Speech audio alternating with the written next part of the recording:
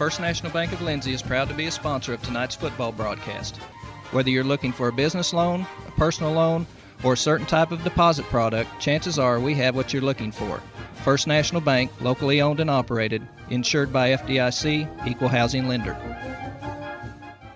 Hi, this is Mark Smith, pastor of the Banner Baptist Church. I want to invite you to join our fellowship here at Banner.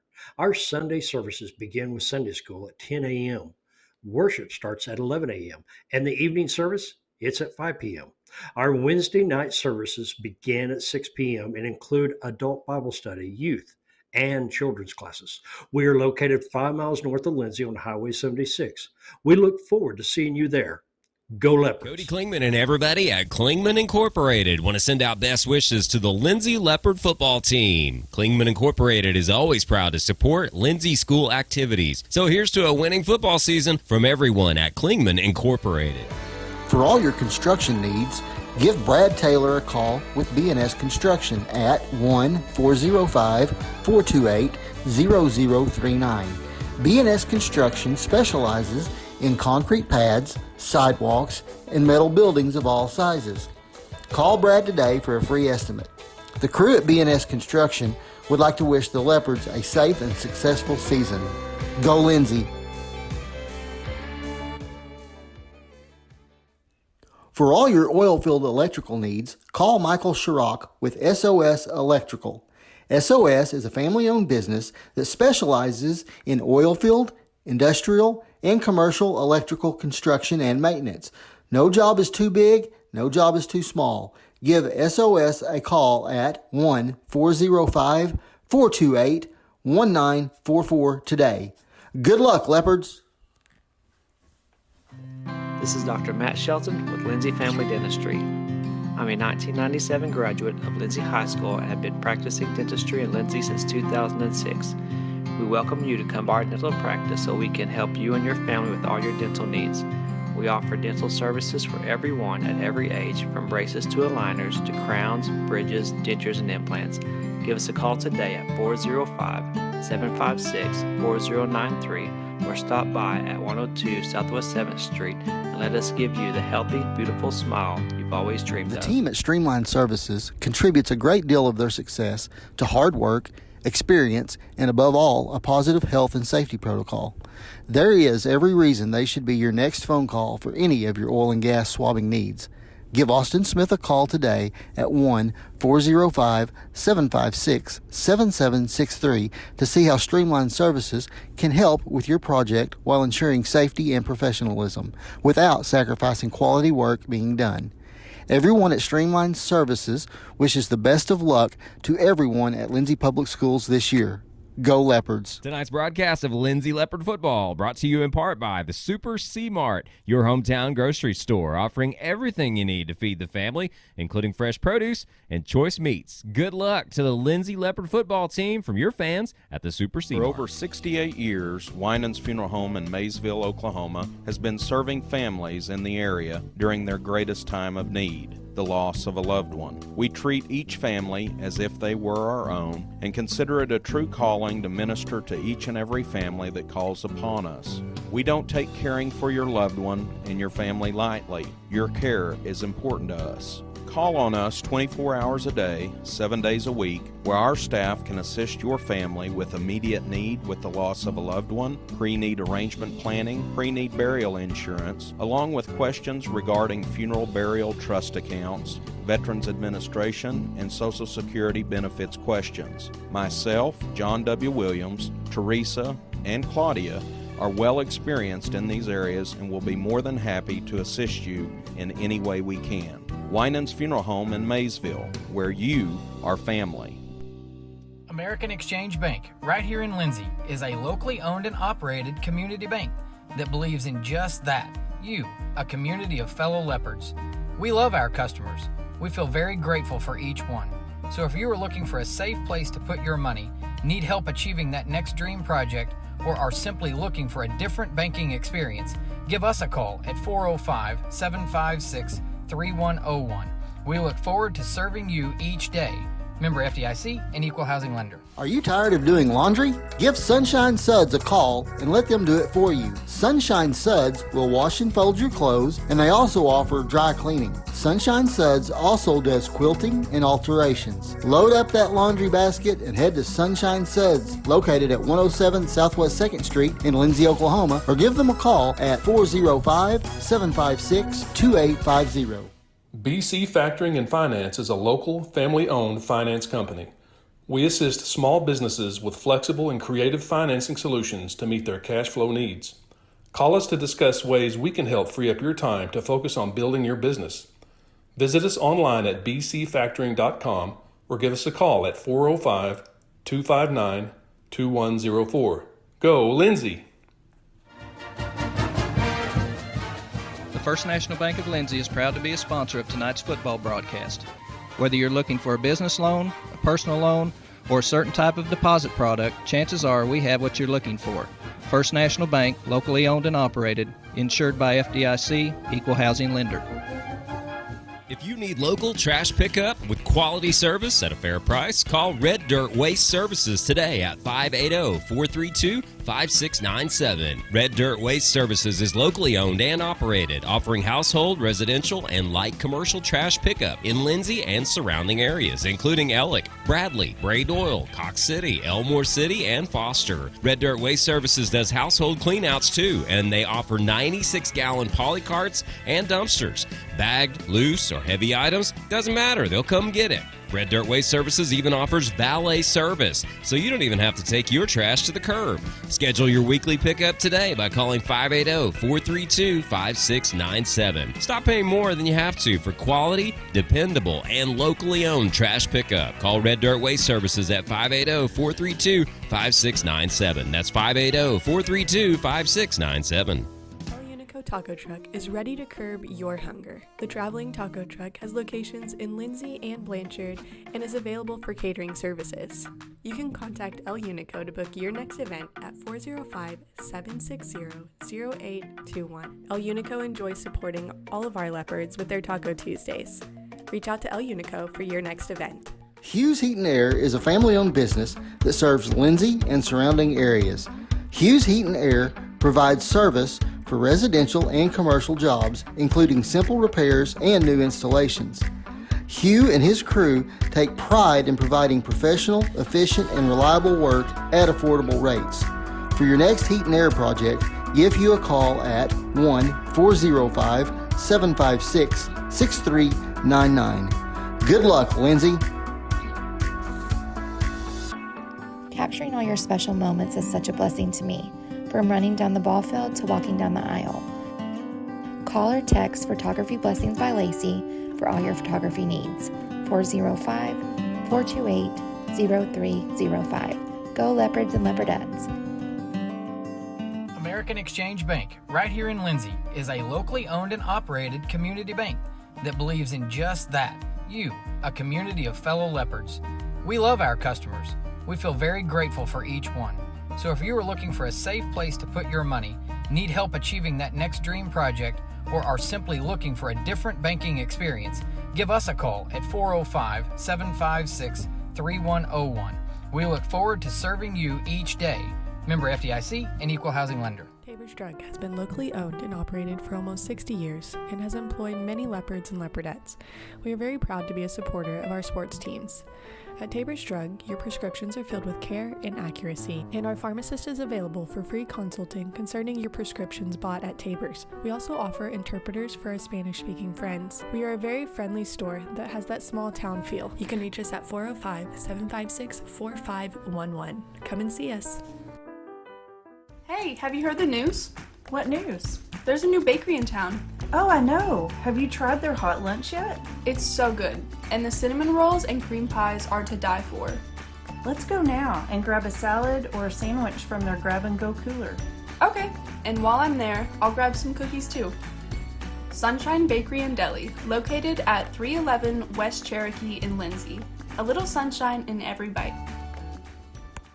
Car Care Center is your hometown auto repair shop right here in Lindsay, America at 211 West Cherokee, providing complete automotive repair on foreign and domestic cars and trucks. So if your ride needs repair or service, Car Care Center can get it done. Whether it's radiators, mufflers, brakes, or diagnostics, Car Care Center can handle whatever you need to get back on the road. Call Car Care Center at 405-756-1447. That's 756-1447. Available Monday through Friday from 8 a.m. to 5 p.m. That's Car Care Center at 211 West Cherokee in Lindsay.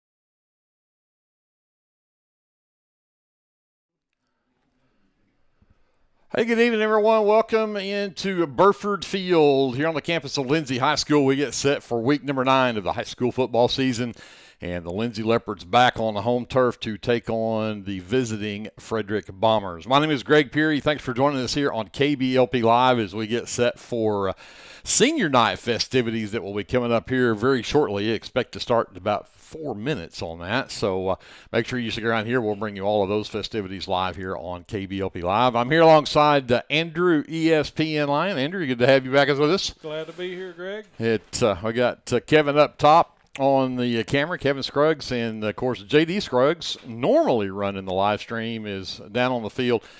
Something about he's got a senior playing football or something. I don't know. One in the band. And one in the band. I had forgotten. He's got one in the band too. So, yeah, he's got other duties that take us. So, Andrew's running the live stream, and I only say that because if it goes bad, we know who to blame. So, I'll take it. So let's talk quickly, just kind of set the stage for tonight. We won't talk a whole lot of pregame here, and we'll keep an eye on the senior night, and as soon as it begins, we will bring in the PA announcer and hear about senior night coming up. But this is a Leopard team coming off of a 30-10 win over Community Christian last week. A big game up there in Norman. The Leopards never really, I don't think, got completely untracked as they wanted to on offense, but a lot of that just because CCS, I think the comment was made before we went on the air down there, and I will give Eric Bearden credit for saying it. This is probably the best 2-win team you've ever seen because they went into that game 2-5, and their 2 wins were obviously district wins as they were tied with the Leopards in district at that point. But they are a much better team than that 2-6 record they've got. No, absolutely. They've got quite a few athletes on that team, and I agree with Eric completely. They played really well in all facets of the game, I felt like. And the Leopards, like you said, had a little bit of a hard time getting everything on track. We did well in a lot of areas. We had a few kids really shine. Isaac Cameron being one of those, coming in as a freshman, having a really good game. A stellar pickoff for Brody for a Ramming. Touchdown from Brody Ramming. So some things went really, really, really well. Offensively, we had a little bit of a slow start. Or I wouldn't even say a slow start. We'd hit real hard for a little bit. We'd slack off just a little bit. We'd come out swinging again, and ultimately we ended up finding our rhythm, I think. And I think it was probably a learning experience. We found some things that worked really well. We found some things that didn't. So I think the Leopards took a step last week against CCS, finding the things that are going to work going forward. And that's what you need this time of the year. You know, you're now in week 9. They've got Frederick tonight. They'll host Crooked Oak next week. And of course, the Crooked Oak's still struggling to find a win this season. In fact, that was the team that Frederick played last week, beat Crooked Oak 57-12. So they've won 2 in a row, but they've won 2 in a row from the 2 teams that are at the bottom of our district against Crooked Oak and Comanche. So they're going to have to this tonight, as we talked with Coach Embry in the coaches show, this is going to be a battle. This is going to be tough, and both of these teams have got powerful running backs that have speed. They've both got very agile quarterbacks. They've both got great receivers. And a lot of what you see Frederick do is some of the same things that the Leopards do. Yeah, so right. This is going to be a good battle tonight. And what's on the line? If you win this game, you're 3rd in district. and you'll probably end up going to Davis first round of playoffs. If you lose this game, you're going to be fourth in district, and your first round playoff game is going to be a travel to Kingston to play Kingston, who's undefeated in district right now. So that's what's at stake here tonight, and they're gonna find out just how good they really are. This is outside of Washington and Purcell, obviously going to be the toughest matchup that we've seen since those two teams. So it'll be good, and I think again another one of those tests to find out, are you really ready to head to postseason? Yes, sir. And as I mentioned to you off air earlier, the Lindsay Frederick game is one that's been played for years and years, other than a little break when Frederick wasn't in our class there for a little bit. But outside of that, man, we've been playing them for a very long time. It's always been a tough game. No matter who's up, no matter which team is down, whether we're here, whether we're there, it seems to always be a dogfight. Frederick always wants to come into Lindsay and beat us. For a number of years, they had our number. We've had kind of the upper hand for several of those years, but they're getting back to where they once were as far as the athletes that they put on the field, and there's a number of those guys, some big guys, some fast guys, some good receivers, very mobile quarterback with a good arm. So I think it's going to be a good match, and the Frederick-Lindsay game is bound to be a dogfight. So looking forward to it. Well, we're going to turn the microphone over to Doyle Gredeman, the PA announcer, and we'll get set for senior night here at Burford Field. So here we go.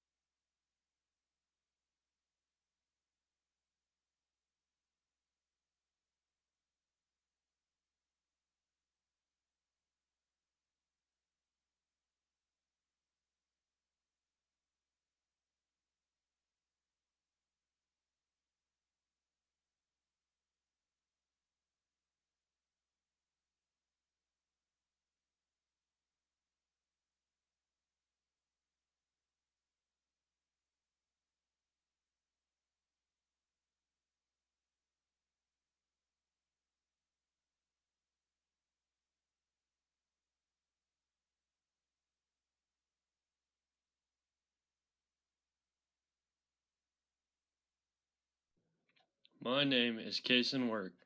I am a senior and I am 18 years old. My parents are Jared Work, Autumn Work, Misty Cameron, Carlton Cameron. My siblings are Tanner Deathridge, Presley Cameron. I play baseball and football. I am also in the FFA, I land judge, and I'm the student council president. My future plans are to go to college, make a lot of money, get married, and have 2 sons, and name them Walker and Texas Ranger. My favorite Leopard memory is Coach T's jokes while I'm getting tape.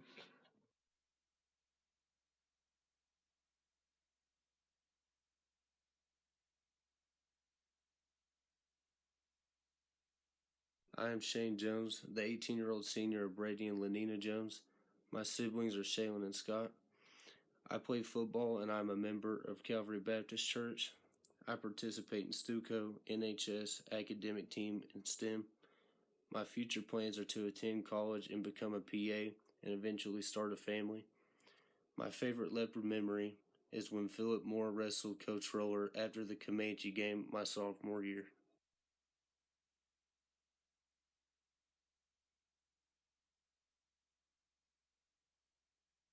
My name is Levi Smith. I'm the 18-year-old son of Paul and Shauna Smith.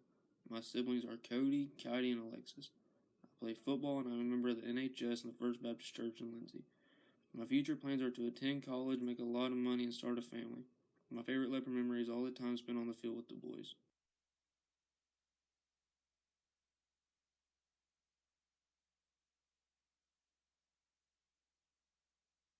My name is Bryce Stubblefield. I'm an 18-year-old senior. My parents are Brant and Charity Stubblefield. I have 3 younger siblings, Parker, Preston, and Ella. I play football and run track. I'm a member of the Lindsay Church of Christ, and one of my favorite Bible verses is Galatians 6, verse 9. My future plans are to attend college and start a family. My favorite leopard memory is going to IHOP with the boys after a big win.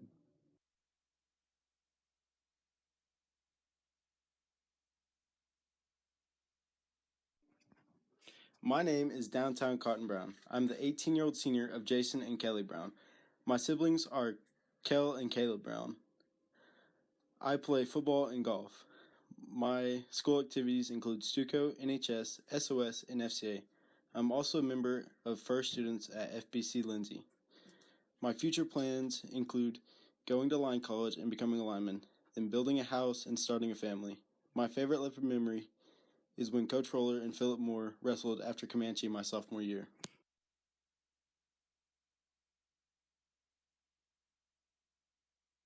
My name is Ryder Trammell. I am the 18-year-old senior of Shayla Smith and Josh Trammell. I have one younger sister named Hadley.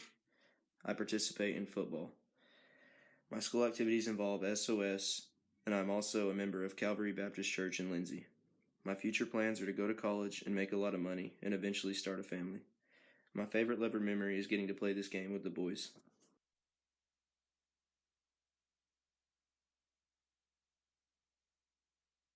My name is Ethan Childers, 18-year-old son of Charles and Amy Childers.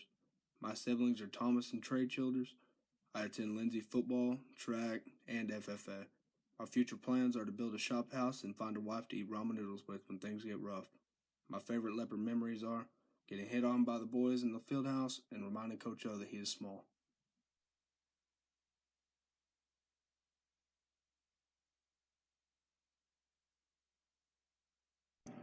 My name is Priest Tyler Williams. I am the 18-year-old senior and son of Larry and Kimberly Williams.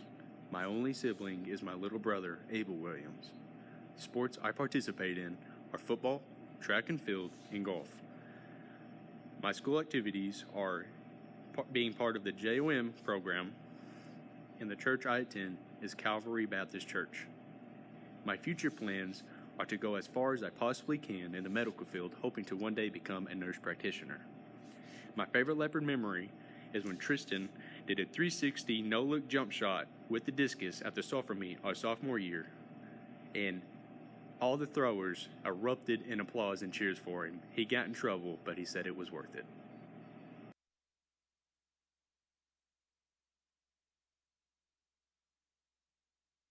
I am Aiden Ramage, the 18-year-old senior son of Adam and Teresa Ramage. My younger brother is Melvin McDonald. I participate in football and baseball. I'm a member of NHS and Lindsay Better Life Church. My future plans are to go to college, get married, and make the best of whatever path God puts me on. My favorite leopard memory was the 2023 Broken Bow Tournament.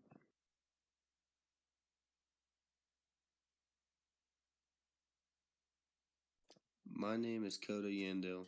I am the 18-year-old son of Mickey Yandell. I have 7 siblings: Kayla, Kyler, Carson, Colton, Cadesley, Cambry, and Caleb.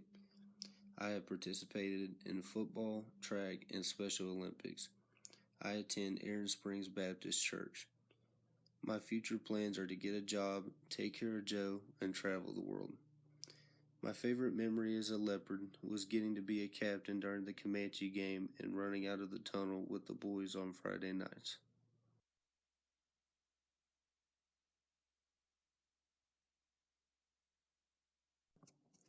My name is Ryan Horton. I'm the 18-year-old son of Amy and Steve Booth. My siblings are Electra, Cragen, and Lucky.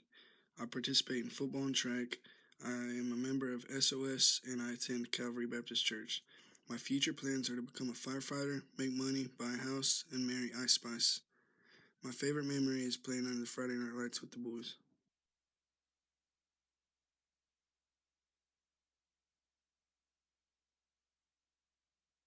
My name is Parker Dotson. I am the 17-year-old senior of Eric and Heather Dotson. I have 3 siblings, Riker, Abriel, and Maverick.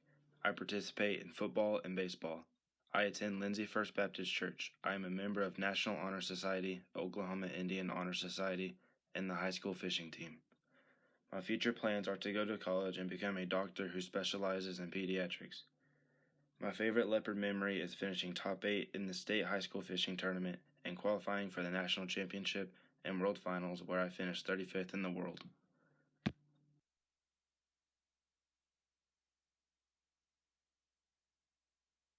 My name is Tanner Curry. I'm the 18-year-old senior of Justin and Lacey Tillman and Joe and Melissa Curry. I have 5 siblings, Eli Curry, Tally Tillman, Libby Kafia, Chloe Wright, and Maggie Jones. I participate in football and I'm a member of HOSA. My future plans are to become a therapist and have a happy family. My favorite leopard memory is when me, Aaron, and Junior would always go get breakfast before first hour ag sophomore year.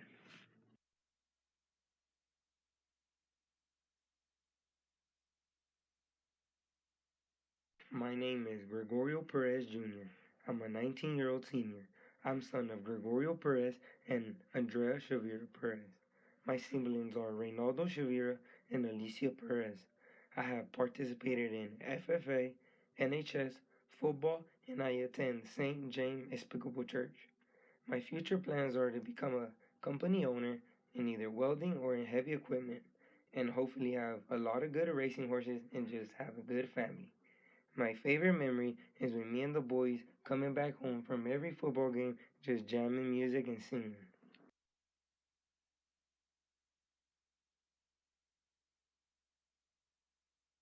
My name is Aaron Anthony Rivera. I'm the 18-year-old son of Augustine and Rebecca Rivera. I have 2 siblings, Adrian Rivera and Haley Chavez. I participate in football, weightlifting, and track. I am a member of Calvary Baptist Church and participate in SOS. My future plans are to go to the oil field, make money, marry my beautiful girlfriend Harley Hildebrand, have kids, and settle down at a nice house. My favorite leopard memory is sitting on Ethan in the football locker room.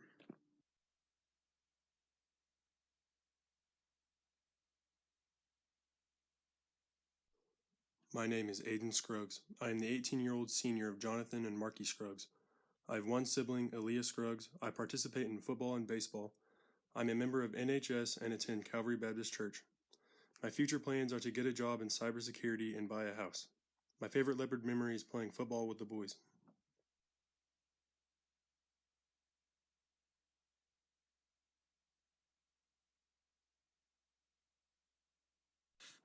My name is Jacob Vaughn. I am a 19-year-old senior, son of Jennifer Vaughn. I have 4 siblings, Chad, Lane, Lena, and Timmy. I play football, and my future plans are to go to college and become a coach. My favorite leopard memory is hanging out with the boys.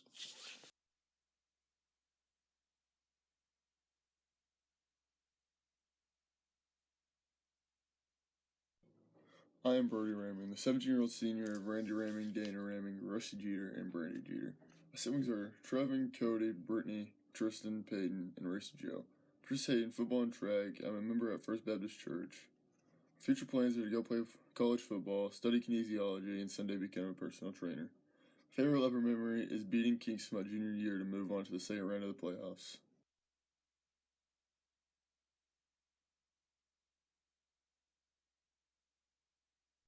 My name is Savannah Slater. I am the 17-year-old daughter of Kyle and Kristen Slater. I have 2 siblings, Addie and Stratton. I'm a football manager. I'm a member of the Lindsay Church of Christ. I'm the Vice President of Public Relations for FCCLA and a member of NHS. My future plans are to go to college and one day get married and start a family.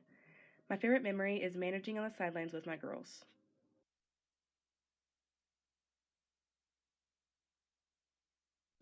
My name is Allie Ferguson. I'm the 18-year-old daughter of Tommy and Amy Ferguson. I have 1 brother, Ty. I am a football manager. I attend Lindsay's United Methodist Church. I am a member at FCCLA and NHS. My future plans is to go to Vote to earn my LPN and then eventually go to college to become a registered nurse. My favorite leopard memory is being on the sidelines on Friday nights with some amazing people.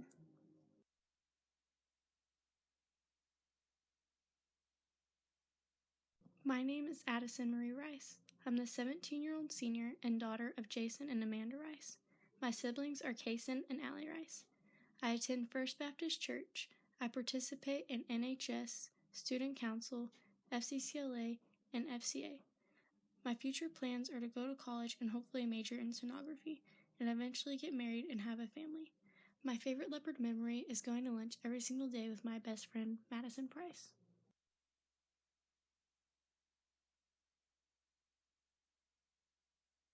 Ladies and gentlemen, at this time, our seniors would like to take a moment to honor the memory of a fellow teammate, friend, and brother who was taken all too soon.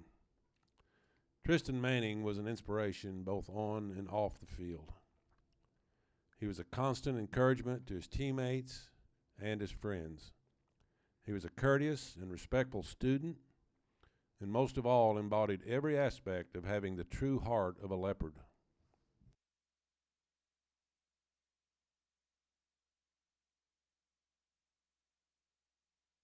Three, two, one. Tonight, our senior football squad would like to honor his family by presenting them with a helmet signed by his senior teammates and his coaches, a journal of thoughts and memories from his fellow senior classmates, a senior quilt, and a collage to remember his time as a leopard, and as a reminder of the impact he made on his teammates and his coaches. Although he may not be with us on the field tonight, he's in the hearts of his teammates for a lifetime. Thank you, Dana, Randy, Brody, Jacob, Brittany, Cody, and Peyton for sharing his light and life with his teammates. He will forever be a leopard.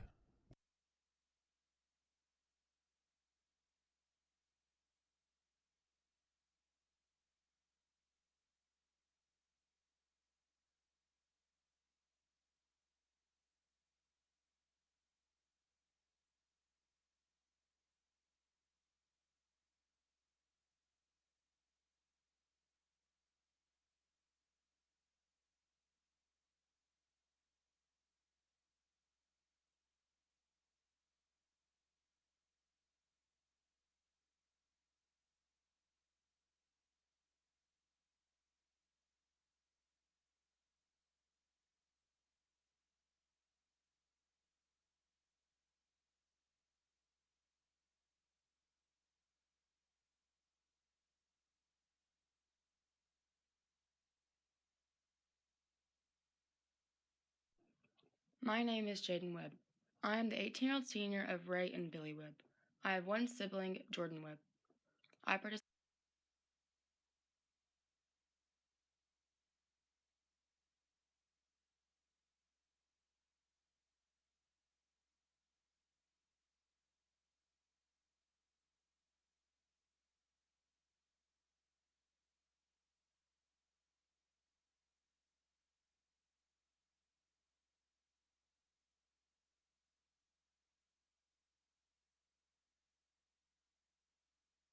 We're going to try that again.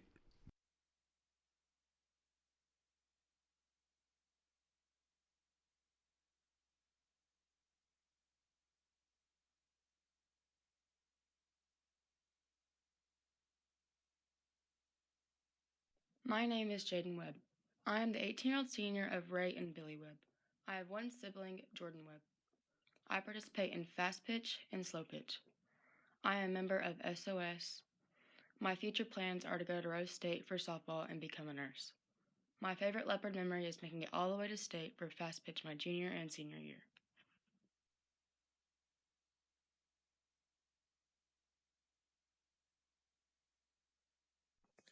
I'm Kason Avery Rice. I am a senior and I'm 18 years old. I'm the son of Jason and Amanda Rice. My siblings are Allie Rice and Addison Rice. I play baseball and I am a softball manager. I attend First Baptist Church Lindsay. My future plans are to be an electrician and a firefighter and to marry a supermodel. My favorite memory is all the bus rides to the baseball games and to be with Coach Lowry every single day.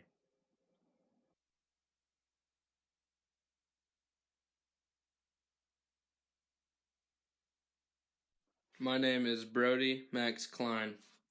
I am a senior and I am 18 years old. My parents are Sarah and Brandon Klein. I have two sisters, Brecken and Brooklyn Klein. I play baseball and I manage softball. I am a member of First Baptist Lindsay, and my future plans are to work in the electrical industry and travel a lot. My favorite memory is hanging out with Coach Lowry and Coach Edwards and having a good time.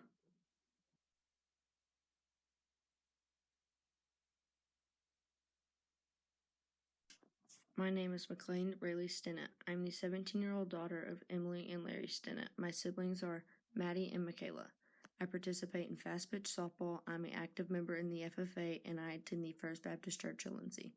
My future plans are to attend OSU to become a dental hygienist. My favorite leopard memory was going to state my junior and senior year.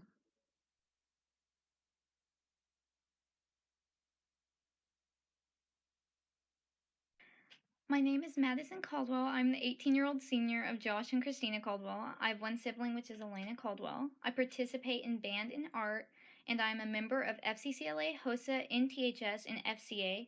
My future plans are to attend OU to become a surgical assistant and be in the pride of OU.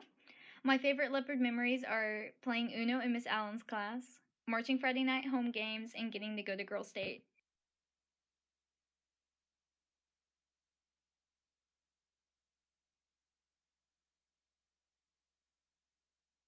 My name is Aaliyah Scruggs. I am the 18-year-old senior of Marky and J.D. Scruggs.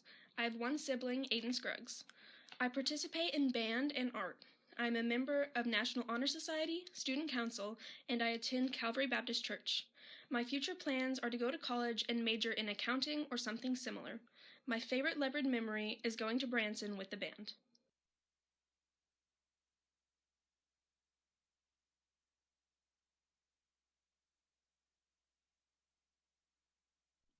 My name is Jaden James.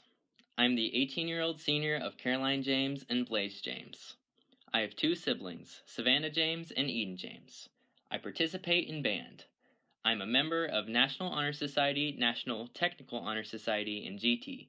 My future plans are to attend college and get my fine arts degree, join a drum corps, and travel the country. My favorite leopard memory is playing Mini Uno with Maddie and Spider-Man.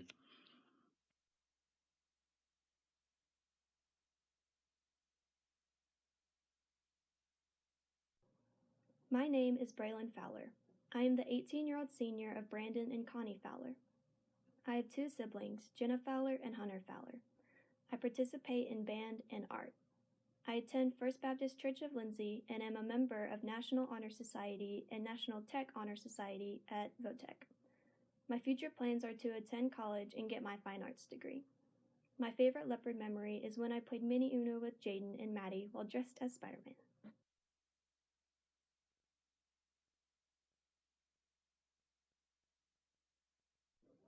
Hi, my name is Brian Saeed Sanchez.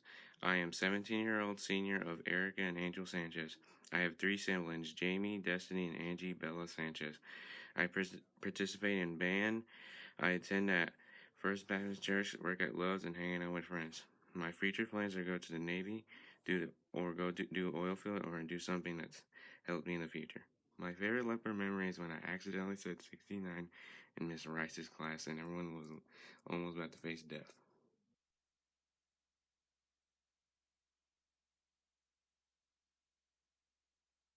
My name is David Zozula. I am the 18-year-old senior of Teresa Frankenberg and the late Thomas and Emily Zozula.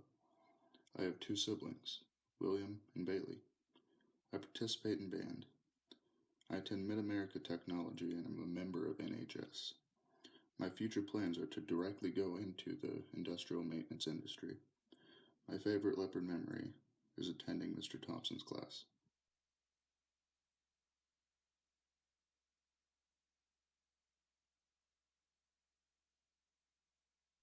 My name is Sydney Brooks.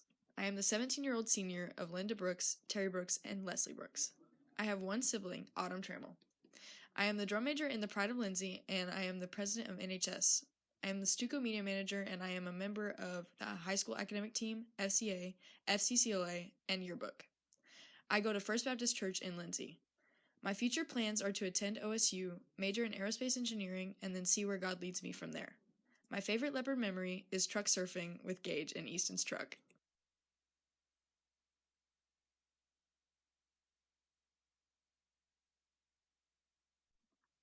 Hi, I'm Gailey LeClaire, and I am a senior at Lindsay High School. I am the 18-year-old daughter of Rachel Wiles. My siblings are Alana Ford, Lucy Herring, Alexander Wiles, and my cheer girls.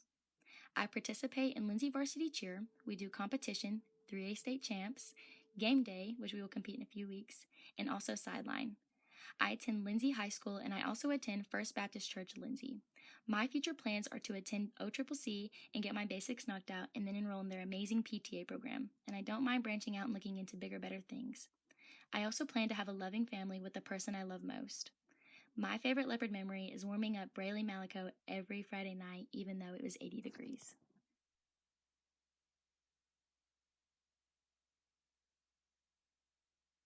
My name is Carmen Ixel Nieves. I'm the 18-year-old daughter of Rosaura Arambula and Alfredo Barcenas. I have two siblings, Dixie and Fatima Arambula. I participate in Lindsay Varsity Cheer. I am an active member of National Honor Society, and I attend St. Peter's Catholic Church. My future plans are to attend college, to get my nursing and become a pediatric nurse, then settle down, get married, and start a family. My favorite leopard memory is making history and becoming 3A state champs with my favorite group of girls and amazing coaches.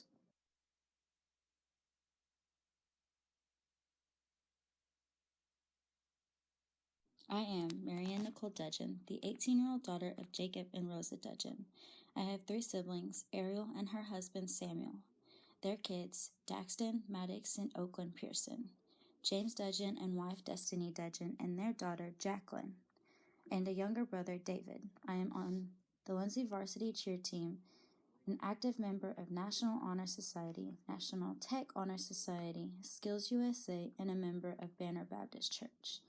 My future plans are to attend college to get my business degree, build my clientele, eventually open my own salon, settle down, get married, and start a family. My favorite leopard memory is making history and becoming 3A state champs with my cheer team, and being able to cheer on the sidelines for both of my brothers, James and David.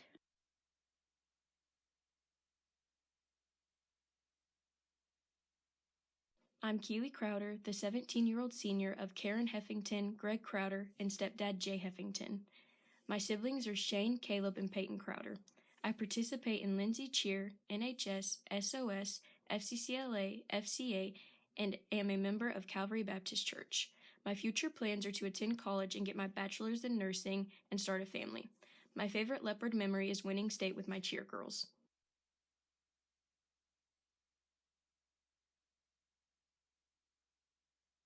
Hi, my name is Meyer Hines. I'm the 18-year-old senior of Daniel and Amy Hines, and I have one brother, Hannibal Hines. I participate in competition cheer, and I manage baseball. I attend New Beginnings Church in Blanchard, and I'm also an NHS officer and class president for Stuco. My future plans are to attend Oklahoma State to major in nutritional science and then go to the medical school to be a doctor. I also want to be married and have at least 10 babies. My favorite leopard memory is winning state my senior year with all my friends, which in reality is my family.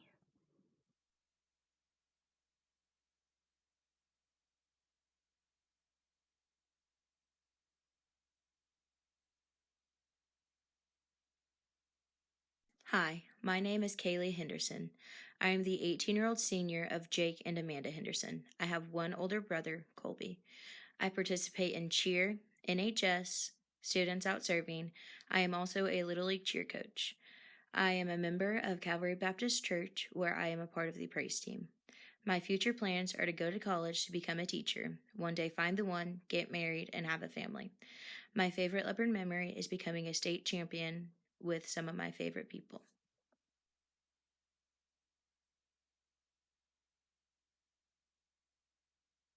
My name is Riley Joe Jessen. I am the 18-year-old senior of Corinne Jessen. I am in Special Olympics, and I am the cheer manager. I enjoy spending time with friends. My future plans are to go to college and move out of state. My favorite leopard memory when I got my first phone so I could talk to Coda. There they are, ladies and gentlemen. And just in case you hadn't heard, those were the 2A state champion cheerleading squad 2023. 3A.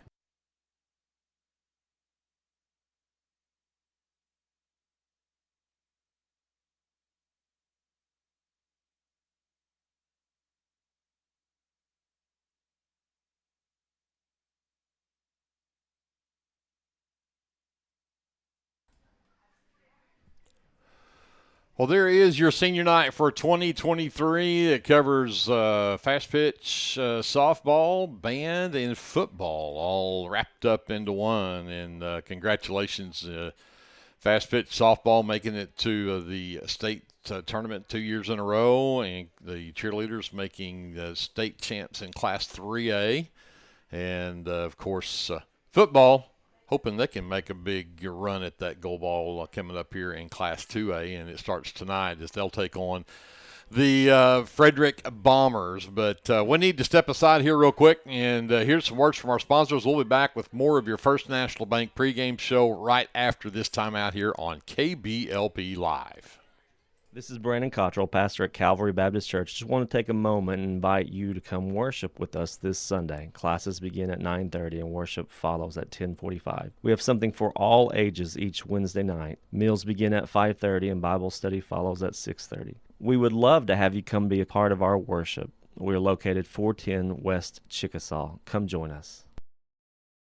Tonight's football broadcast is brought to you in part by the City of Lindsay, proud supporters of Lindsay Leopard football and all student endeavors at Lindsay Public Schools. Keep up with local information and events at cityoflindsay.com, which now offers easy online bill pay. Good luck to the Leopards this football season from the City of Lindsay. Clements Insurance provides insurance coverage to best suit your needs. We offer auto, home, farm, life, and business policies.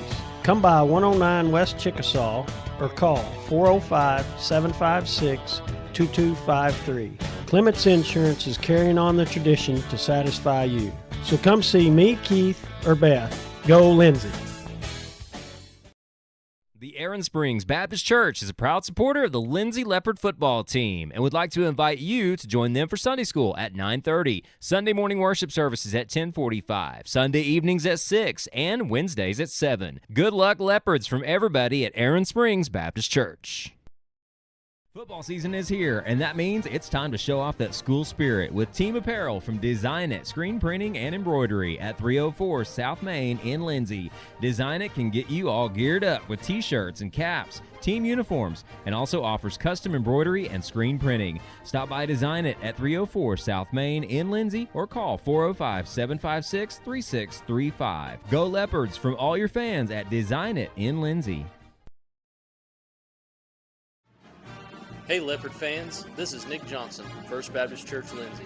At First Baptist Church, we are a family ministry and desire to faithfully proclaim the gospel in Lindsay and beyond. We would like to invite you to join us every Sunday for worship at 9 a.m. and Sunday school following at 10:15. Our Wednesday evening activities start with dinner at 5:50, and then we have Bible studies for children, youth, and adults starting at 6:30. First Baptist Church is proud to support the Lindsay Leopards, and we wish all of our student athletes a successful season. From all of us at First Baptist Church Lindsay, go Leopards! For all your tax services, contact Grant and Katie Johnson, CPA. Grant and Katie are certified public accountants that provide full-service accounting, bookkeeping, payroll, and tax services. With 2 offices, one located at 600 Southeast 4th Street in Lindsay, Oklahoma, and another at 313 North Walnut in Pauls Valley, Grant and Katie are ready to meet your CPA needs. Give Grant or Katie a call at 405-238-2727 and set up your appointment today. Hey there, this is Trace Adams with Hassler Hot Oil Service. We are family owned and operated with over 25 years experience. I am a 4th generation Lindsay Leopard, and we proudly support Lindsay Leopards and Leopardettes athletically and academically in all their endeavors. Call my dad, Greg Adams, at 405-756-6075 for all of your hot oiler needs. Again, that's 405-756-6075. Go, Lindsay! Hi, I'm Jess Thornburg with Homestead & Co. Realty. I'm a local realtor that lives locally. I live here and I work here. Growing up in rural Oklahoma, I was taught the value of doing the right thing. I know how valuable relationships are with good people. So I'd like to apply for the relationship of being your realtor. I'm not a high-pressure salesperson from the city, so call me at 405-471-9855 when you're thinking real estate. You'll get information from a real person without the sales pressure. Call me at 405-471-9855. Let's go, Lindsay.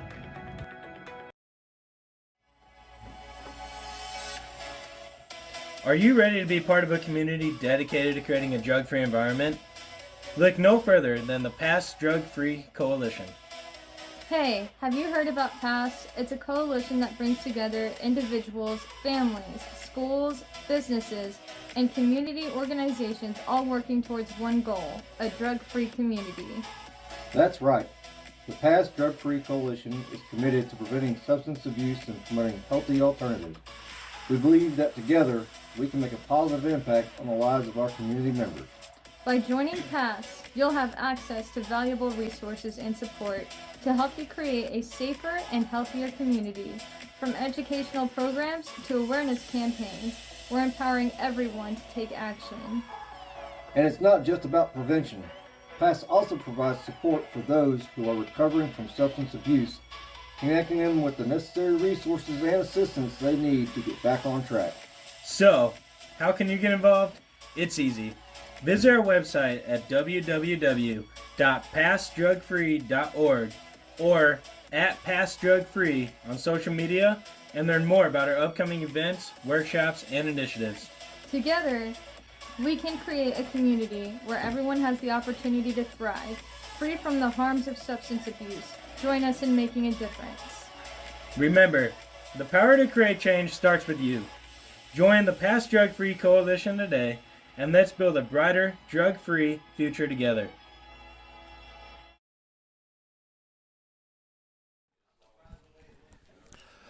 All right, good evening. Welcome back to Burford Field. Greg Peary, Andrew Lyon here as we get set for the Week 9.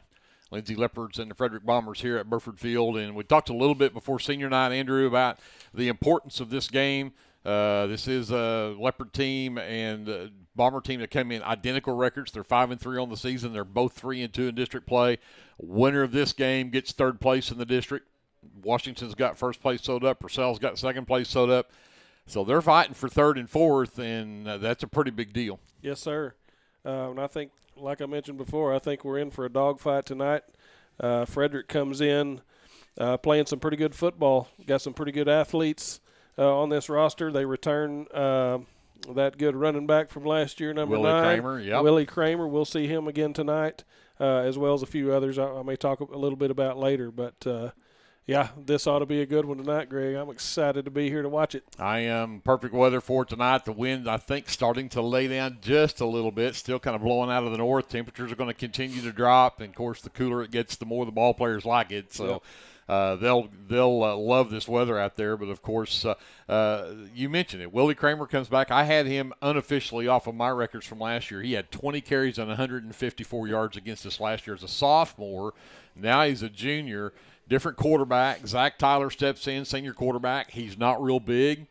but he can flat throw the ball, and he can also run. And so you're going to have to keep a spy on him in the backfield, and a linebacker or a safety or something is going to have to keep an eye on him to run the ball as well. But I'm with you. You look at it on paper, this looks like a very tight matchup.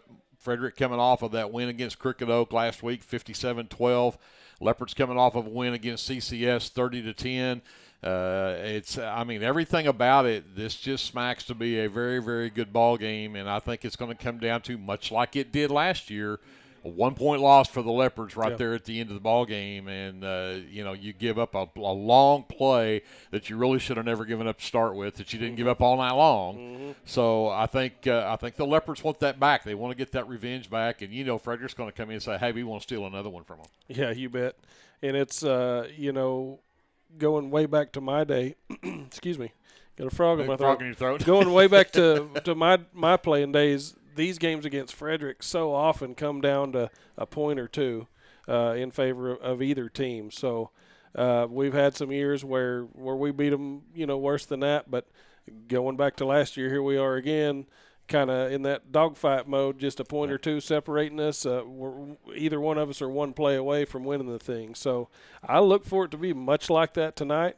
Hoping we'll have better officiating this time. Yeah, we don't need to talk about last week. No, I thought I'd throw that out there, though. But no, it's just looking at these two teams, the personnel involved on either side, looks like just a really good matchup once again. Well, the pride of Lindsay's on the field, so let's go down to them for their national anthem. We'll come back with more of your First National Bank pregame show right after this on KBLP Live. This broadcast of Lindsay Leopard Football is brought to you by your friends at Physical Therapy Central, 301 East Cherokee Street in Lindsay. When you're ready to take that first step towards living a pain-free life, let Physical Therapy Central create a treatment plan just for you. Call 405-756-2324. Visit ptcentral.org or come by 301 East Cherokee in Lindsay. Good luck, Leopards, from Physical Therapy Central. At Rural Electric Cooperative, we're committed to providing electric power and opportunity to the many areas our members call home. That includes supporting youth programs that teach life skills and build character. With REC, you're more than a customer, you're a member owner. And that's why we're always working hard to provide you with the most dependable electric power possible. As a Touchstone Energy Cooperative, REC is dedicated to providing the best service possible and supporting the communities in our service area. Do you have your Oklahoma medical marijuana card, or do you need your card? Rusty's can help you with that. We are your local vape shop and dispensary with more than 6 years of service as a modern smoke shop. Rusty's is located 1 block north of Cherokee Street at 204 Northwest 4th Street in Lindsay, and half a mile east of I-35 at 2401 West Grant Street in Falls Valley. Get your stash at Rusty's. S&H Tank Service is your choice for Lindsay-owned and operated vacuum truck service. S&H Tank Service's fleet is equipped with transports, bobtails, pump and kill trucks rated up to 10,000 PSI, plus hot oil units, rock trailers, frac tanks, mud and shell haul-off pits, and soil farming. As Lindsay High School graduates, S&H is proud to support Lindsay schools and all of their student activities. S&H Tank Service would like to wish the Leopards and Leopardettes the best of luck in everything they do. Give S&H a call anytime, 24/7 at 405-756-3121. That's 405-756-3121. And remember, your phone starts our trucks. That's S&H Tank Service of Lindsay.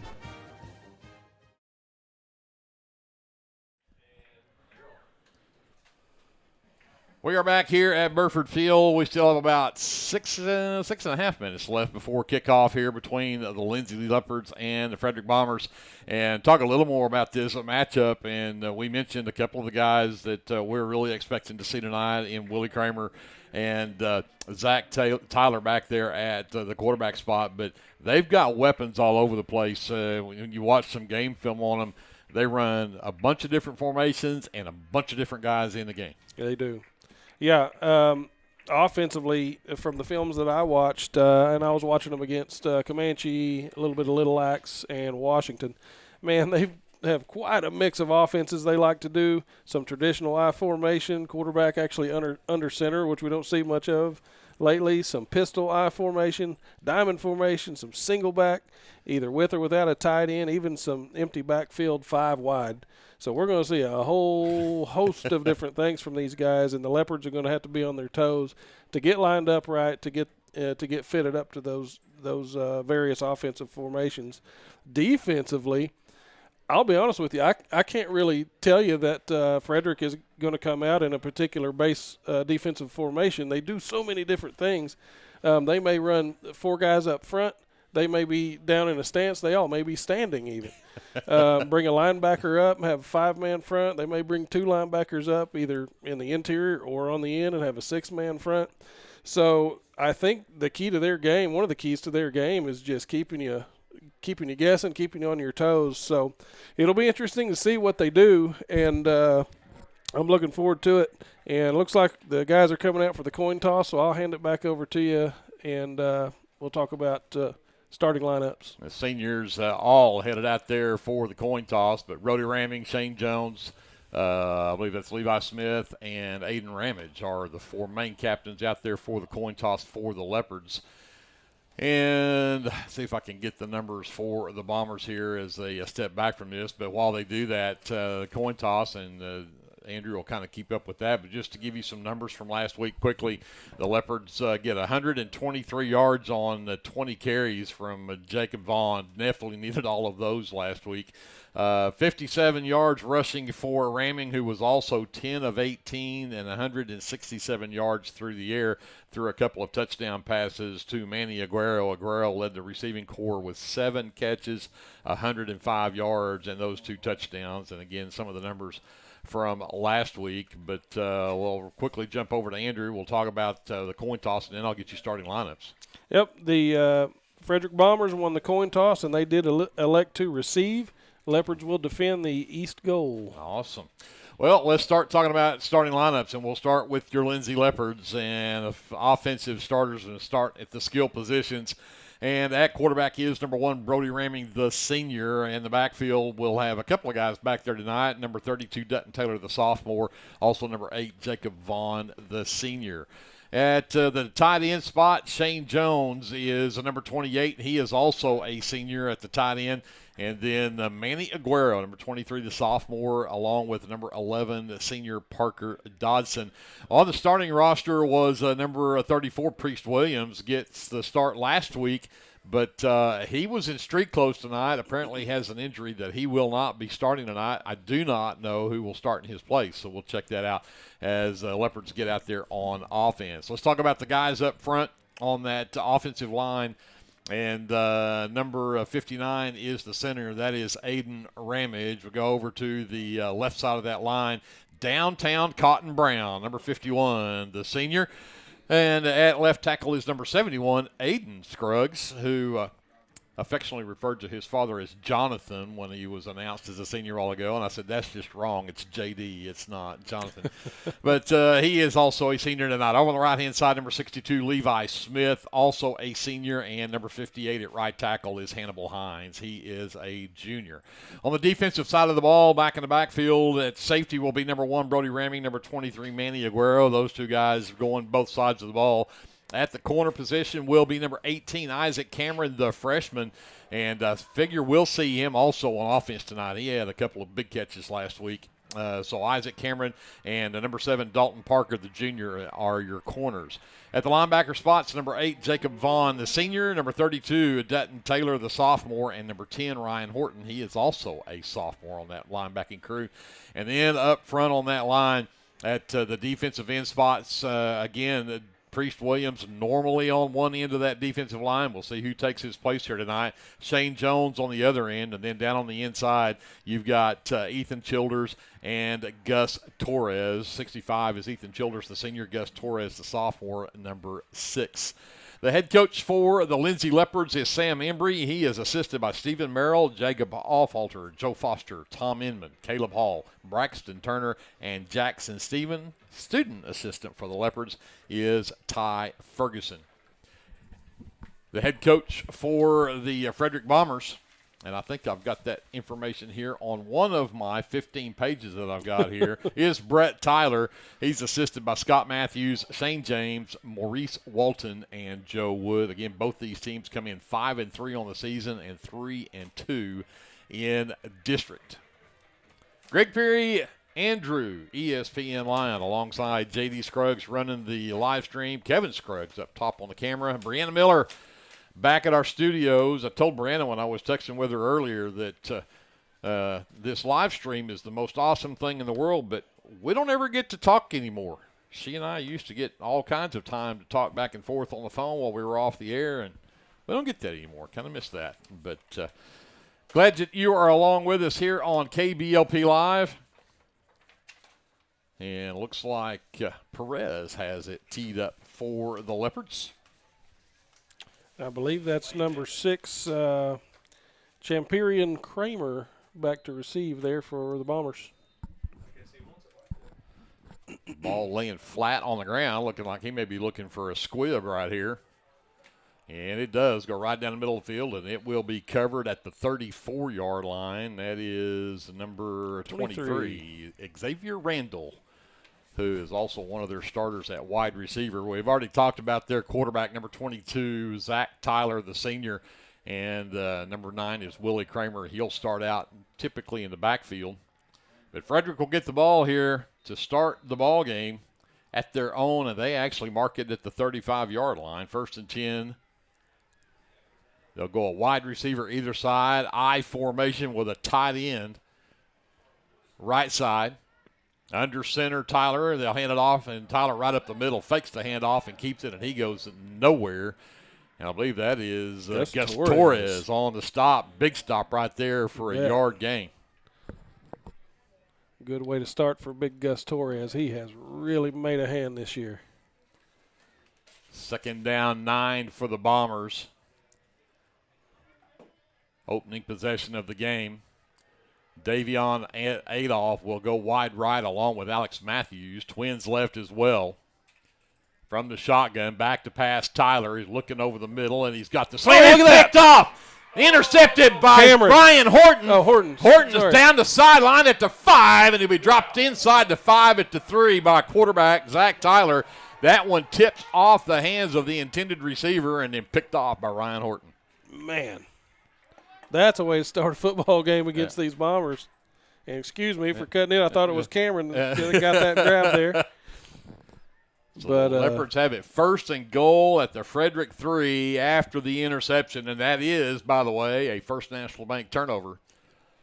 And Ryan Horton will have $79 donated to Lindsay High School on behalf of, or by the First National Bank on his behalf, and of course the $79 to honor Tristan Manning, who was also honored here at senior night. Leopards lined up to go for 2. Jacob Vaughn in there behind Ramming in the pistol, and Ramming bad snap. And ended up going down to a knee, I think, to grab that one. So it's going to come up 2nd and goal now. And the ball back at the 7-yard line. And that was not the way to start off your first offensive snap. Nope, just a little bobble there. The fingers are a little bit cold after warming up and then standing there through senior night. So loss of 4 back to the 7. 2nd and goal from the 7 now. Yeah, now Vaughn's going to move over and take the direct snap. And he'll hand it to Ramming. Ramming around the right end. He's in the end zone. Touchdown. That was a wrinkle that we haven't seen yet this season. Vaughn over, takes the direct snap, hands it to Ramming, and he sweeps around the right end for the 7-yard touchdown. Yeah, that's a nice little play there.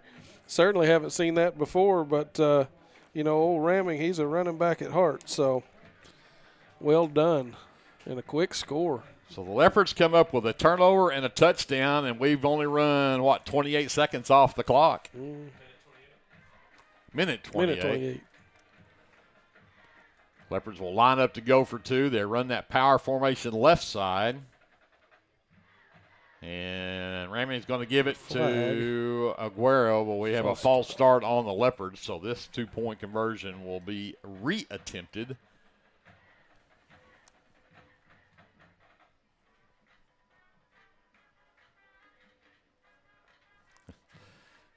Back the ball up to the 8-yard line. So they'll attempt the 2-point again. Now a little more room.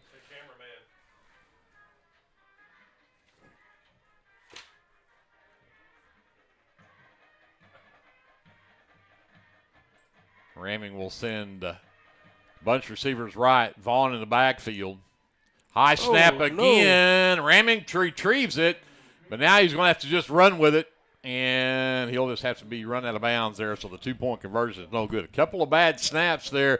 They better get that fixed early, but it is 6-0 Leopards, 10:32 left to go here in the first quarter. We're back after this timeout. First National Bank presents Leopard Football Live right here on KBLP Live. South Central Medical Center is a proud supporter of Lindsay Public Schools, and all of the staff and providers would like to wish the Lindsay Leopards the best of luck this football season. Go Leopards from everyone at South Central Medical Center. The Shopper News Note isn't just another paper. The Shopper News Note is a weekly publication that arrives in your mailbox every Wednesday for free. The Shopper offers free Shopper Topper advertisements as well as news notes and classifieds. And everyone at the Shopper wishes the Lindsay Leopards good luck this season. Go Leopards!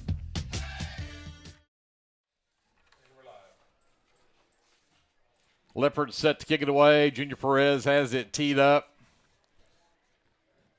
Back deep is the number 6, Champerion Kramer. He'll stand as inside of his own 25 here. That ball laying on his side. Perez looking for another squib here.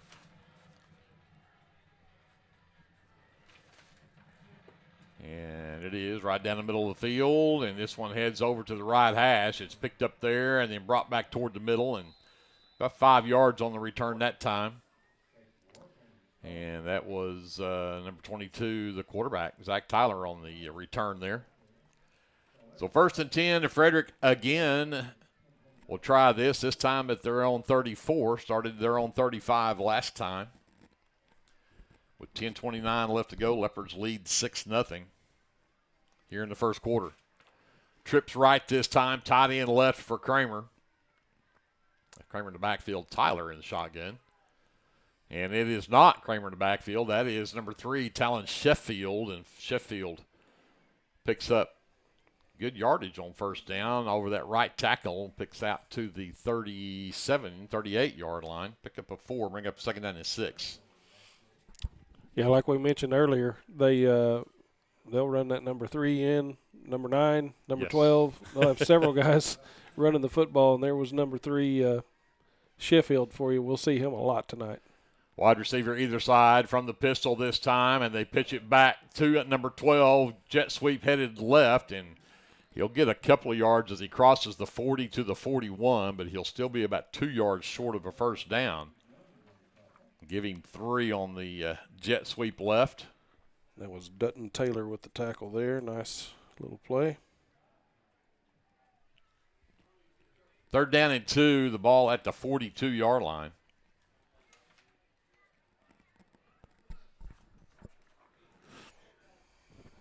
They'll go trips right this time. Sheffield, the lone setback. And pitch it to him wide. And look at he that. fumbles the ball. What a hit back That there. was Vaughn. Jacob Vaughn right there just as he got that pitch from Kramer, from Tyler. And Sheffield fumbled it all the way back to the 34-yard line, and that's going to bring up a 4th down and 10. And punting situation for the Bombers. Man, Vaughn came flying in there on that edge. And they don't look like they're going to punt it here. No. Yeah, they do. They'll shift into punt formation. Tyler, the punter. Wobbly punt. Aguero is back there, takes it off of one hop, but he doesn't get under it enough that he can run with it. He'll just down it inside the 30. And it looks like they'll put it at the 28-yard line. So a 3 and out for the Frederick offense. The Leopards go back on offense with 8:30 left to go here in the first quarter. They lead 6-0. Solid start for the Leopards. If the offense can get going here, again, missing a couple of snaps there. Going to have to get that under control. But, by the way, Ryder Trammell, number 22, is the one who's playing in the slot where Priest Williams would normally play in that tight end. He's tight end left, Jones right, Trips right with an empty backfield for Ramming.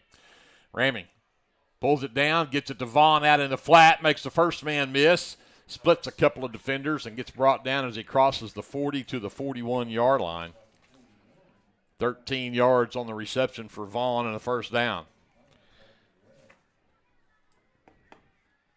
Yeah, that was a nice play. We don't see a lot of passes to Vaughn. Very true. Glad to see he's got some hands. Well, he'll be split left this time, along with Aguero and Dodson. Again, the two tight end look. Trammell right, Jones left. Empty backfield for Ramming again.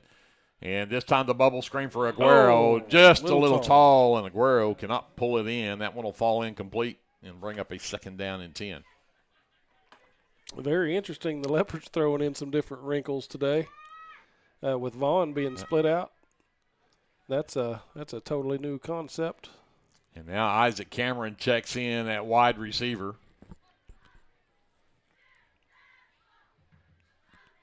Aguero will be split left. Dodson on the right. And back rolling left is Ramming, looking, and he's got a man wide open. That's Aguero. He's got a first down at the 50, at the 45, across the 40 in Frederick territory to the 38-yard line. Huge gain there. He was wide open on that far sideline. Yes, he was. Yeah, that was a bust by the Bomber defense. He was left over there all by himself for an easy first down. 21 on the reception that time for Aguero. First and 10 to Frederick, 38 for the Leopards. Vaughn in the backfield, twins right, single receiver left. And Cameron in motion right to left. Give it to Vaughn right up the middle. And Vaughn gets good yardage on first down. He'll get across the 35 down to the 33-yard line. He'll pick up 5 to make it 2nd and 5.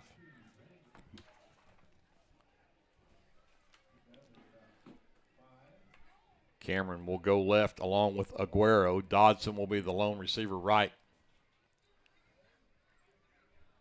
Jones will stay on that tight end right side with Vaughn in the backfield. 6:50 left to go here in the first quarter. 6-0 Leopards, but they are on the move in Bomber territory at the 33-yard line. From the pistol. Jones in motion, give it to Vaughn right up the middle, and ran into big number 76 for Frederick. And that is Colton Duncan, 6'4", 290. He's a big guy. Boy. He's a big boy. So third down is the ball is at the 30-yard line.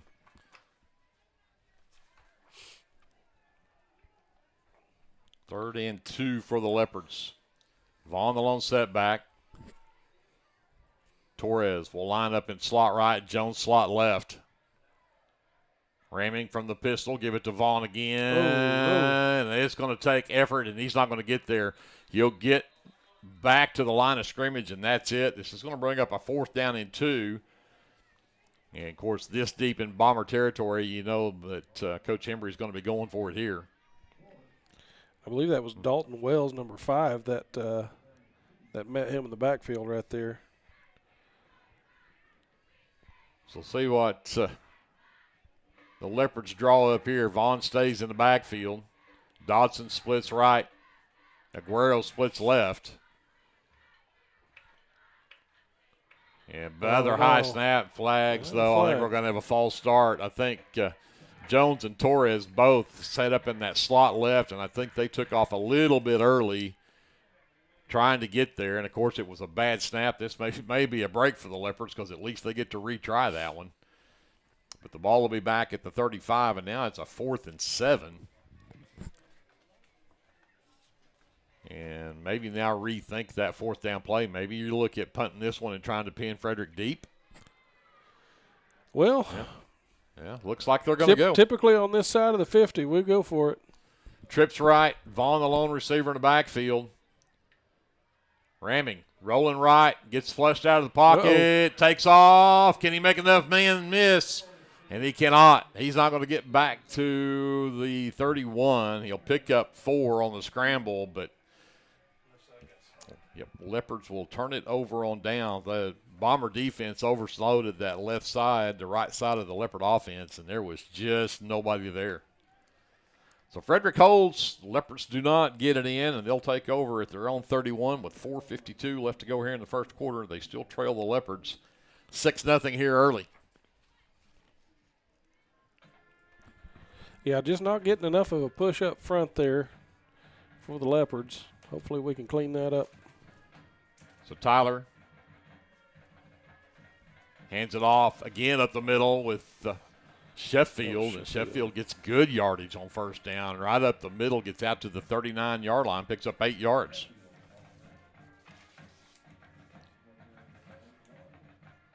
Second down and 2. Leopards need to shore that up. They'll go trips right this time, and Twins left, empty backfield, 5 wide for Tyler. From the shotgun, he's going to do the quarterback draw right up the middle. Oh, that's going to be close. It'll be very close. That was a big hit right there at the end. Vaughn and Childers both in on the stop, but they're going to give him enough to the 42 to give him a first down. Well, when you go empty backfield and 5 wide, that's usually not what you're looking for. Exactly. There was no hesitation. Snap and run. They'll go that same formation. Trips right, Twins left, empty backfield for Tyler, first and 10 at their own 42. This time he'll throw the bubble screen. It's caught out there in the flat by Kramer. Number 6. Ball's loose. It looked like we got a hand on it, but they're going to say, I think Kramer came back up with it. Did he? And they will mark him down, though, at the 48-yard line. So it's only a reception of 6 for Kramer. And just to clarify, that is Champerian Kramer, not Willie. Willie the running back. Champerian is the receiver.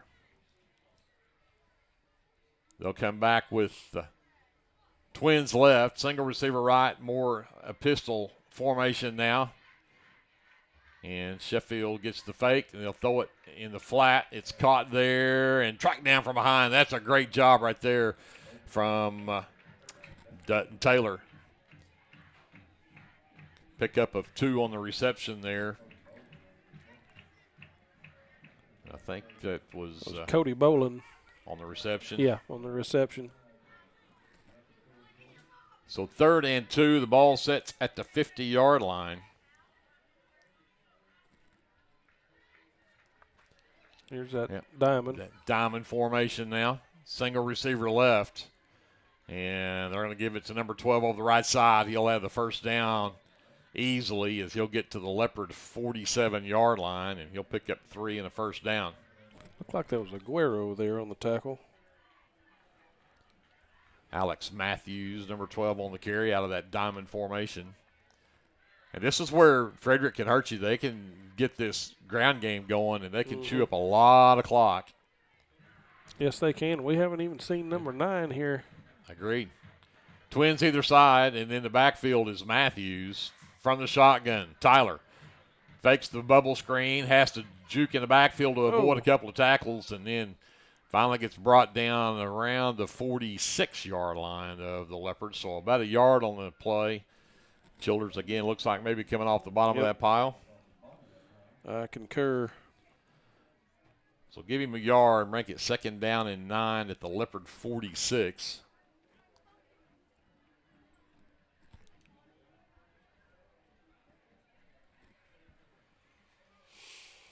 This time Sheffield will stay in the backfield. They'll go Twins either side. Tight end left. Tyler from the shotgun, rolling right, looking to throw, over the middle, and just over the fingertips of Talon Sheffield. That one falls incomplete. And 3rd down and 9.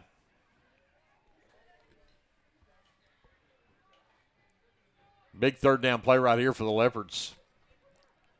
Don't be thinking 2-down territory here for the Bombers, but try to keep them in 3rd and long, 4th and long here if you can. Yeah. Again, they'll go 4 wide, 2 either side. Sheffield in the backfield and back to pass. Tyler out in the flat, caught. Makes 2 men miss, and finally Brought down by Aguero. That is Kellen Hicks on the reception, and he'll get the first down at the Leopard 36-yard line. A reception of 10 that time from Hicks, but had him, just missed him on that very first when he first caught the ball there.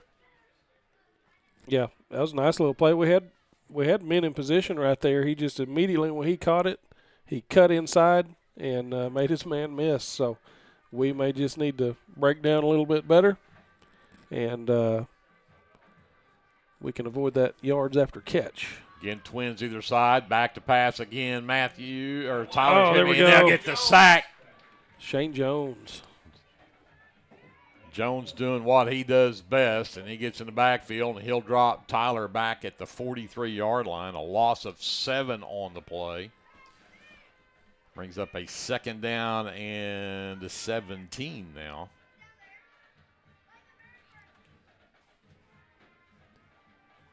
They'll stay with the 4 wide, twins either side. Matthews is back in the backfield. And they're going to hold up here and let the clock run out at the end of the first quarter. So that'll be the final play of this first quarter. So the Leopards get a turnover and punch it in 2 runs later from the 7-yard line to make it 6-0. But that's it. But Frederick is on the move right now. We'll see what the Leopards can do here defensively coming back after this. You're watching live coverage of Lindsay Leopard football presented by the First National Bank here on KBLP Live. Sooner Valve Repair in Lindsay would like to wish the Lindsay Leopards and Leopardettes all the best during this season. When in need of a valve repair, come by Sooner Valve Repair at 106 Southwest 9th Street in Lindsay, Oklahoma, or call 405-756-1599. Good luck, Leopards, from Sooner Valve Repair in Lindsay. Small business needing a little creative pick-me-up? Do you need to refresh your business cards or looking for a new logo? Is your business Facebook page still using photos from 2019? Tailored Creative Services offers services for logo design, business cards, photography, videography, and pretty much everything in between. Find me on Facebook at Tailored Creative Services, and let's talk about your next project. We're back with Frederick with the ball with a second down and 17. The ball at the Leopard 43. Matthews in the backfield. Tyler from the shotgun. Twins either side. Back to pass, looking right, and throws the slant. It's tipped a couple of times. Falls to the turf, and that'll drop incomplete for Zach Tyler, and that's going to bring up a third down and long now for Frederick. We've just started the second quarter here. 6-0 Leopards. They'll go again, twins either side. And Sheffield now in the backfield at running back alongside Tyler from the shotgun. Matthews will go in motion. Back to pass is Tyler and gets flushed out of the pocket. Again brought down. And is that Ethan Childers, I believe. Yes. Yes, it was. Nice play there. And back at the 46-yard line, a loss of 3 more, and that's going to bring up now 4th down and 20. Finally got them backed up here. We've been seeing the product of their dynamic offenses, man. They've been throwing a lot of different things at us, different sets, and hopefully the Leopards are settling in here now to fit up on these offensive formations. They'll punt it away. It's a low, wobbly punt. Maguero will fall on it before it can go any further. They'll do that at the 11, maybe the 12. They'll mark it at the 12. So the Leopards saw Frederick go on a 12-play drive, but eventually made them punt it away after a couple of big sacks. One by Shane Jones, one by Ethan Childers. And with 11:07 left to go before halftime, the Leopards have it 1st and 10, but they're backed way up in their own 12. Taylor will check in at running back. Dodson will split wide right. Aguero will be split left, along with Cameron, I believe. Ramming from the shotgun, 1st and 10, their own 12. They'll bring Jones in motion. He'll set up slot left. Give it to Taylor, looking around this Well, left side. Got some room, makes a move. He gets to the 20 and then run out of bounds near the 25-yard line. Should be plenty for the first down. We got a flag in the backfield. Hang on. They're going to mark it off. This one's coming back. We talked about the officiating last week, and the Leopards had 140 yards, I think, of penalties. I think it was 24 penalties for 140 yards. Every snap there was a flag, and it wasn't so much the flag as the fact that it took a 2-minute conversation to determine what the call was. But this one is a hold on the Leopards. They'll back it up half the distance and put it at the 6-yard line. So it's a 1st and 16 now for the Leopards. Again, Twins left, single receiver right, ramming with Taylor in the backfield, and Taylor right up the middle, puts his head down, gets back up close to the original line of scrimmage at the 11. So he'll pick up 5 on the play. Looks like that was number 62, David Jing, with the tackle. So call it 2nd and 11. And now Aguero, Cameron, and Dodson will all be split left. And Jones will be tight end right. Dutton in the backfield, moves over to the right side of Ramming from the shotgun. 2nd and 11. Ramming the bubble screen. Batted down. Batted down. Intended out there for Cameron on that bubble screen, and that one drops incomplete. That's unfortunate. We had a couple of guys over there wide open. Looks like he had a good opportunity there, and I think that was Jing again getting a hand on it. So that brings up 3rd and 11 now. You're backed up at your own 11-yard line. Taylor still in at running back. They'll go Twins left this time with Cameron and Aguero. Dodson is split right. Ramming from the shotgun. Rolls left. Has time. And throws it up under. It's intercepted and be run out of bounds over there. And the pickoff is number 23. That's Xavier Randall on the interception. And the Leopards turn it over and give it right back to Frederick with a short field. They'll mark it at the Leopard 20-yard line.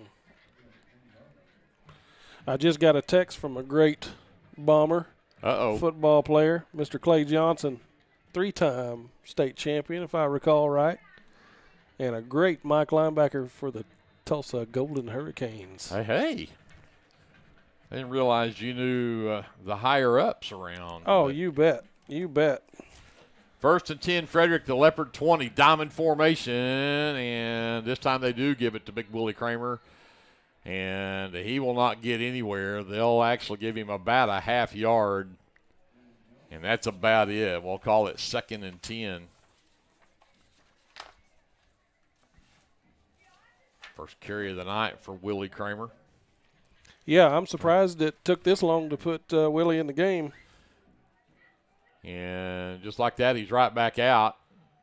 And I'm not glad to see him necessarily, but Matthews in motion, Twins either side, fake the handoff to Sheffield, and over the middle. Look at another interception. Horton again. Horton with another pick, still on his feet, and now he'll be brought down at the 16. There's a flag. We may have a face mask here.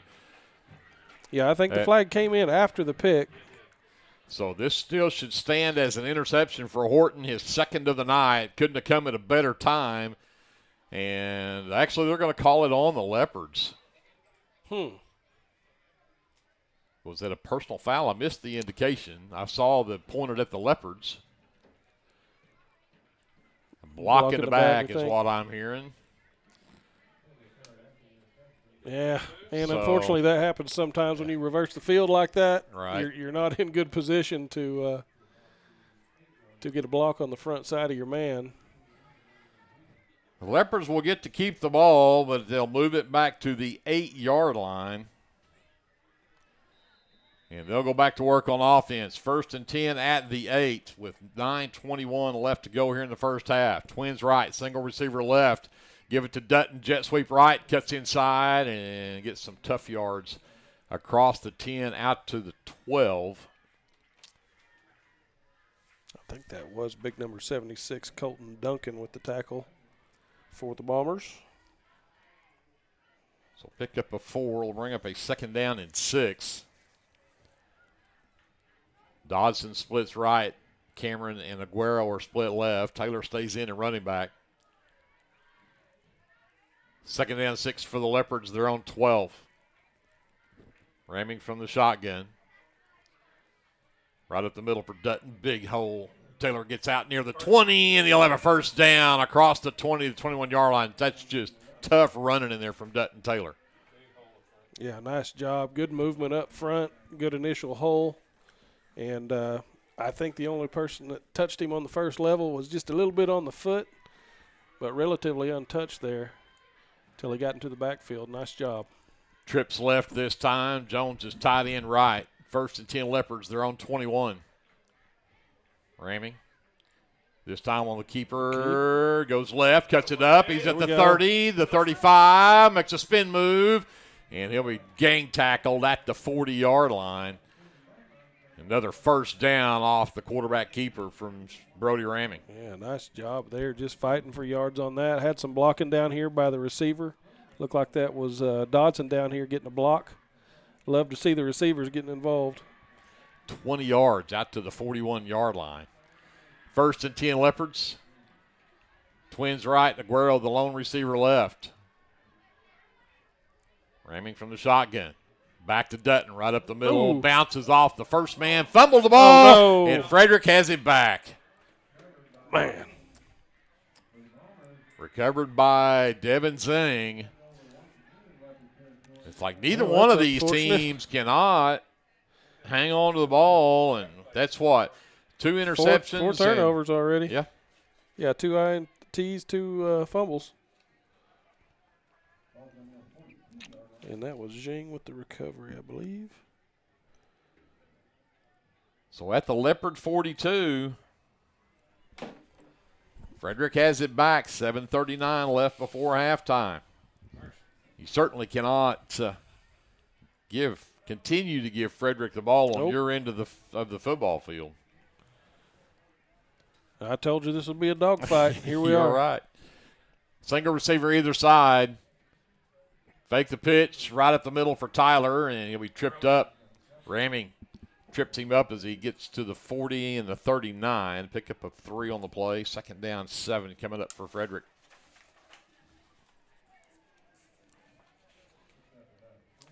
Willie Kramer checks out. Taking Sheffield back into the ball game. Kellen Hicks will be split left. Champerian Kramer splits right. Sheffield in the backfield. Tight end right, slot left. From the pistol, Tyler throws it out to Kellen Hicks. Makes 2 guys miss and finally gets wrapped up by Ramming, but not till he got close to 1st down. They'll mark him at the 34.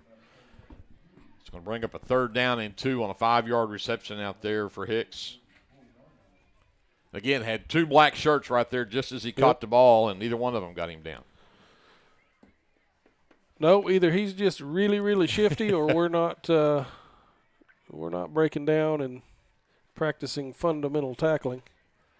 I'll let you be the judge. There you go. Tyler again. This time, Willie Kramer in the backfield, Nothing and they'll there. drop it, and the ball looks like it may be loose again. They're going to say he was down, though, this time. But he'll lose a yard back to the 35. Kramer has not had a good night. It looks like that was likely Childers over there with that tackle. Kind of hard to tell in that pileup, but he was the last one to get up. It's going to bring up a 4th down and 3 for the Bombers. Kramer stays in the backfield. Wide receiver either side. 4th and 3. Big 4th down here for the Leopards. They're trying to draw them off sides. That didn't work, so we'll have a timeout on the field called by Frederick. 5:46 left before halftime. Don't go away. We're back with more live coverage of Leopard football presented by the First National Bank here on KBLP Live. Josh Martin and everyone at T&W Tire here in Lindsay, Oklahoma would like to wish the Leopards and Leopardettes the best of luck this school year. Get your game day, or any day, off to a great start with Hot Mess Coffee at 213 South Main in Lindsay. Hot Mess Coffee Co. offers coffees, lattes, teas, and other tasty beverages, plus great food, too. Good luck to the Lindsay Leopards from Hot Mess Coffee Co. and Java House Realty at 213 South Main in Lindsay. Jake's Shortstop offers gas, snacks, ice cream, pizza, subs, wings, and the coldest drinks in town. Everyone at Jake's Shortstop says good luck to the Lindsay Leopards this football season. Matthews in the backfield with Tyler this time.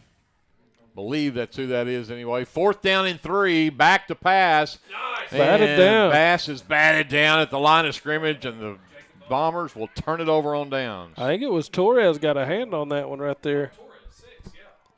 Nice job. So 5:42 left to go before halftime, and another turnover on downs. The Leopards will get it back. Their own 35-yard line. Definitely need to take this one down the field. You got 5 minutes, and you put one in the end zone here if you're a Leopard fan. Vaughn checks back in at running back. Aguero will go wide right along with Tanner Curry. Dodson will be the lone receiver left. And now Aguero is going to come back, and he'll set up over here with Dodson. Ramming from the pistol. Give it to Vaughn right up the middle, and not much there. He'll pick up a couple. Maybe actually just give him a yard at the 36. It'll bring up a 2nd down and 9. Tackle there by Munoz, number 64. Yeah, just didn't get much of a push up front. Left that running back awfully exposed over there. Curry stays the lone receiver right. Aguero split left along with Dodson. Vaughn in the backfield to the left of Ramming. 2nd down, 9. Ramming's back to pass, looks, and he's got Dodson. No, he couldn't hang on to it. Did a great job there because that one could have been picked as well. Randall was right there in defense and really looking for another interception right there. I was scared to death as soon as that ball left his hands. I saw the 2 Leopard receivers there with 2 or 3 red shirts there, and he kind of had to thread the needle just to get it over to him. So lucky that wasn't another pick, to be honest. So 3rd down and 9 now for the Leopards. Ramming from the shotgun, trips right, single receiver left. Ramming. Wow. Had to get away from one defender. He throws, and it's picked. No. Could not ever get it corralled. It'll fall incomplete. That's a break for the Leopards right there. But again, Ramming running for his life. Had a man right in his face. He couldn't throw it when he wanted to throw it. Yeah, we've got to come up with a better pass protection here. We're not going to survive if Brody's got to run for his life every play. So it's a 3rd down now and 9, or 3rd and 9 there. Makes it 4th and 9. Ramming will punt away this time with 4:53 left here in the first half.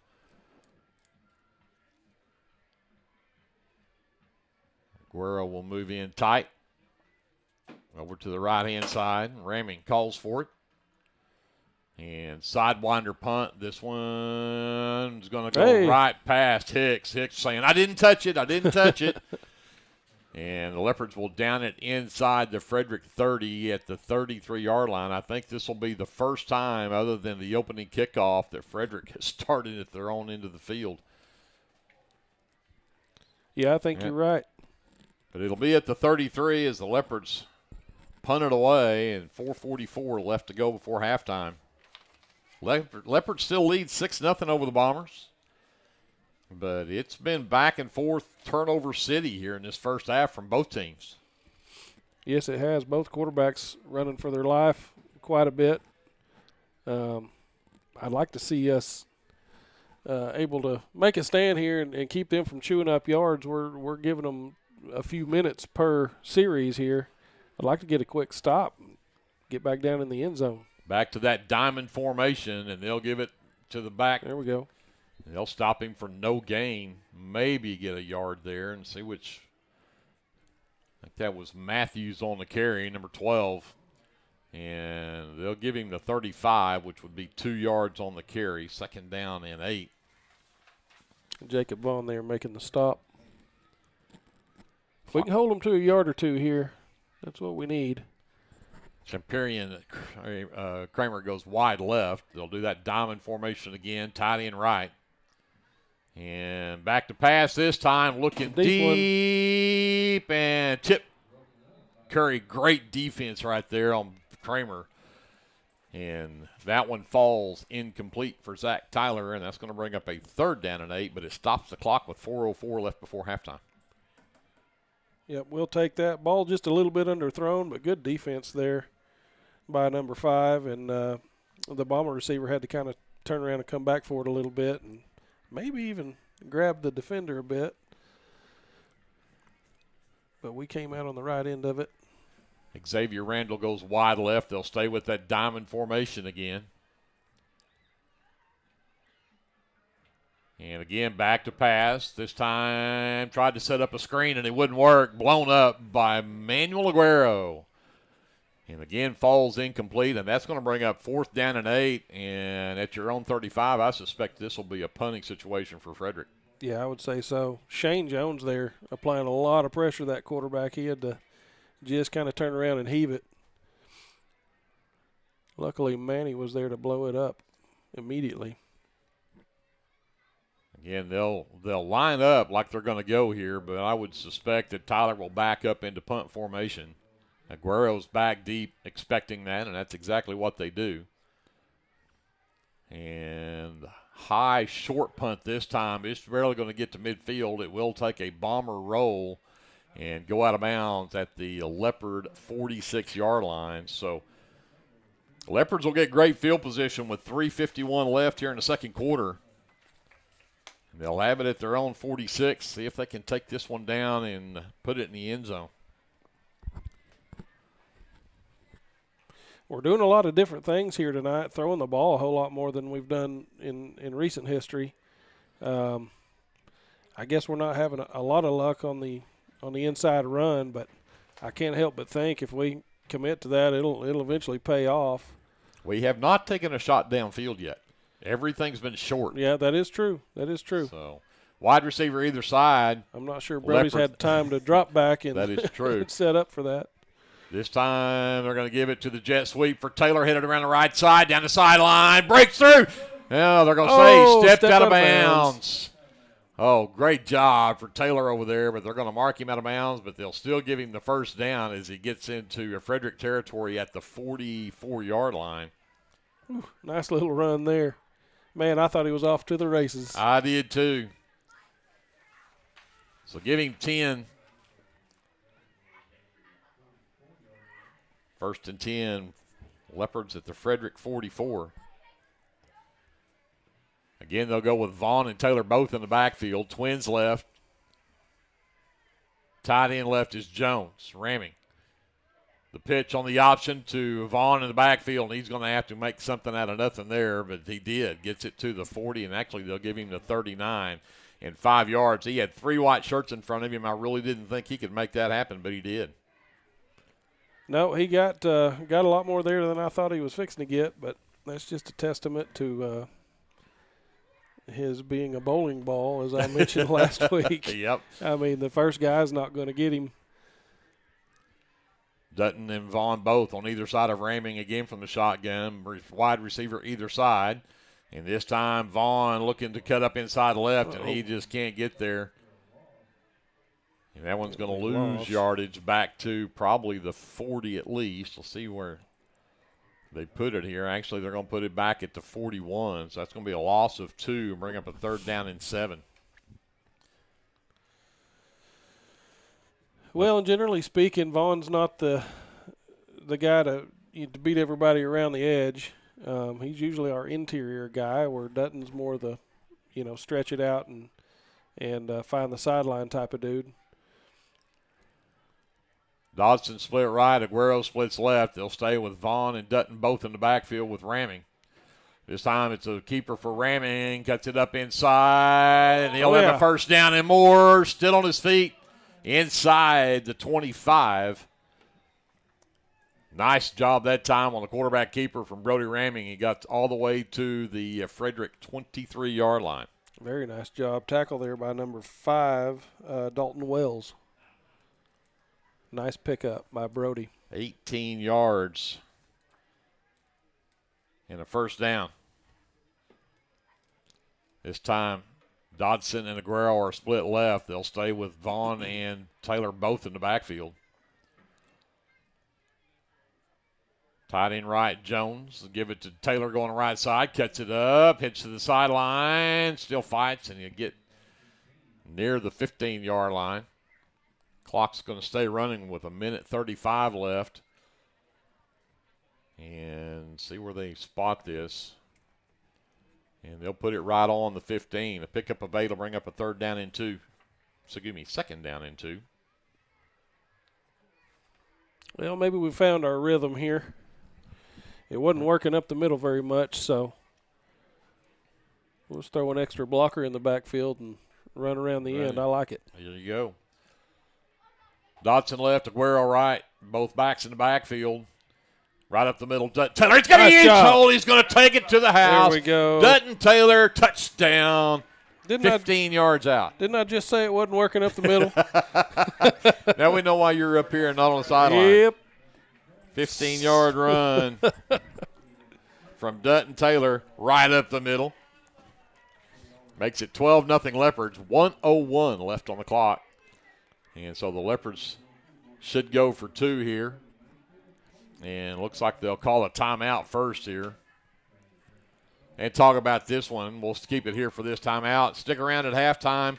We'll talk first half stats. We'll also talk about some of our area teams. There's some that played last night. I know Purcell did. I know Lexington did. I know Pauls Valley did. And then we'll talk about tonight. Blanchard is hosting Bethany tonight. Comanche on the road at Washington. CCS and Crooked Oak, I think, played last night as well. Colgate is on the road at Davis. Elmore City is at Ringling tonight. And then out of Class A, Wayne is at Dibble.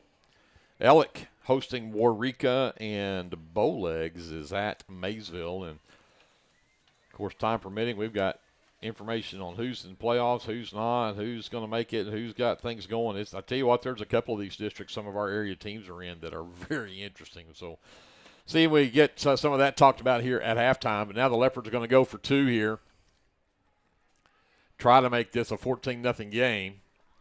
And they'll go with that same power formation. Everybody's bunched up right with Vaughn in the backfield. Ramming takes the snap. He's rolling. He's actually going to look to throw the ball, and he had a man wide open, and he threw it, and it gets picked off. Ooh, I think he had down there. I think that's Jones, and I'll have to look and see who that is. I know Cameron was over there, but I think Shane Jones was absolutely wide open on the right side of the end zone back there uncovered, and they we got a flag on the play. That's what – no, it must have been on the Leopards because it's declined.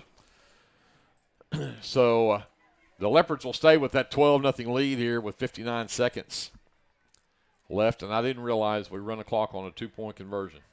I didn't think we ran the clock on a conversion. Maybe I'm wrong. But 59 seconds left on the clock. Well, I'm looking at the clock guy, and he's he's going, okay. Well, maybe I shouldn't have ran the clock. I'm not going to say who the clock guy is. No. Just one of the coaches here. Do I want to call him that? I mean, Honest mistake. Yeah, honest mistake. 59 seconds left before halftime, and Junior Perez will tee it up for the Leopards. And I believe that is Willie Kramer that is back deep for the Bombers to receive this one. Of course, the Leopards have been sidewinder kicking that right up the middle of the field. Not much chance of returning it if you do that for sure. Yeah, that's right. I'm sure that's probably the angle they're going for. And it is short, and it will be taken by one of the up-backs. And made a good return out of what he did. What could have been absolutely nothing, got a few out of it. And I believe that's number 13 for the Bombers on the return. Braylon Hunt. So 53 seconds left for the Bombers to try to do something here. And, of course, they opted to receive. The Leopards will get the ball to start the third quarter. So a big stand right here for the Leopards will be some good momentum for them. They'll go twins left and actually go trips right. Empty backfield for Tyler. Looks like we got Silas Mahan in the game there on the D-line. Low snap, throw it to Hicks, and right there to blow it up. Kaysen work. Yeah, Kaysen work. Absolutely nailed Hicks just as he got the ball, and he could not hang on to it. That was a big stick right there. Nice job, Kaysen. And Hicks is going, I'm not sure I want to stay in here. But he will. Actually, Xavier Rendell will check out.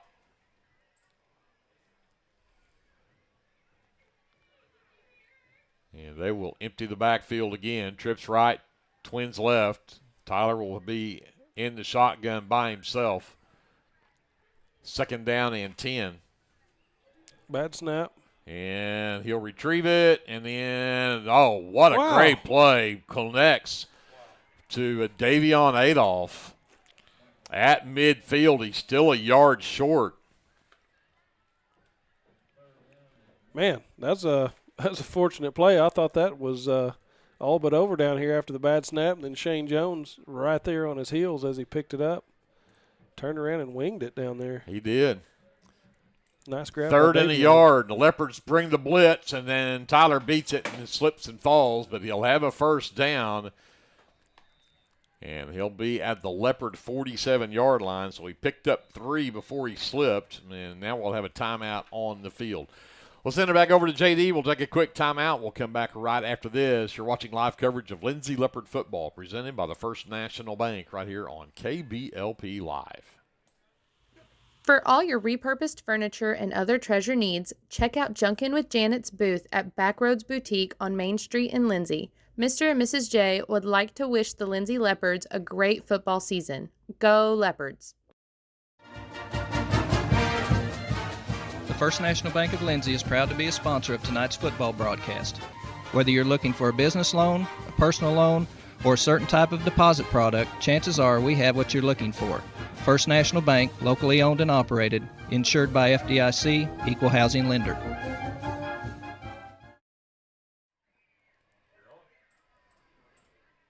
Out of the timeout, Frederick with a 1st and 10, the Leopard 47, 13.9 seconds left before halftime. Tyler from the shotgun, back to pass, throws for Hicks out in the flat left. He's got some room around that left side, and he'll head toward the sideline and get out of bounds. Very close to the 1st down. Let's see where they actually mark him out. Looks like they're going to put him at the 39-yard line, so he'll be a couple of yards short. But just 7.4 seconds left on the clock now. 2nd down 2 for the Bombers. And again, they'll go empty backfield for Tyler. Trips right, twins left. And quarterback keeper right up the middle. And Tyler gets to the 30 and then gets gang tackled by a couple of Leopards. Work was in there on one of them. Gus Torres got a piece as well. Timeout, Frederick with 3.2 seconds left on the clock. The gain was to the Leopard 29-yard line, which was more than enough for the 1st down. In fact, that's a 9-yard run in there from the quarterback, Zach Tyler.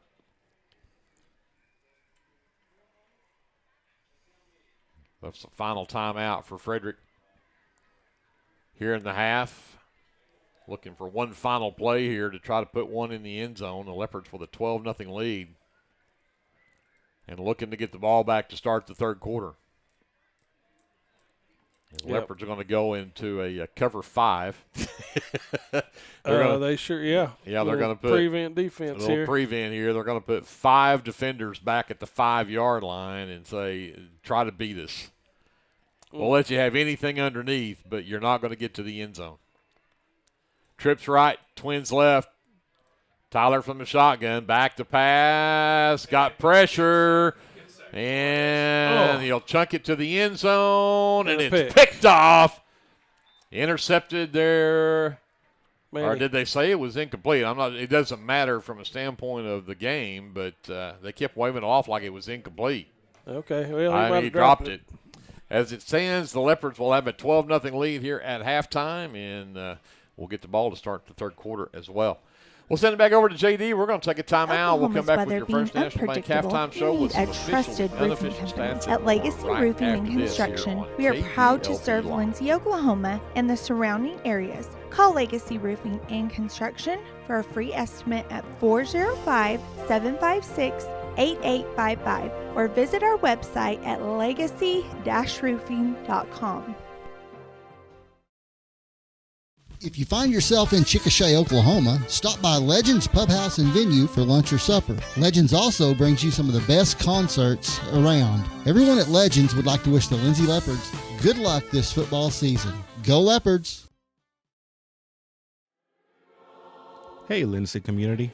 My name is Christian Torres, and I am the minister for the Lindsay Church of Christ. We would like to invite you to come and worship with us on Sundays at 10:45 a.m. and Wednesdays at 7 p.m. We're located at 1205 West Cherokee Street. Here at the Lindsay Church of Christ, you will find the truth of God's Word, spoken in love, and a group of people who love God and one another. Do you have a Bible question? Well, we have a Bible answer. Come and worship with us and be edified at the Lindsay Church of Christ.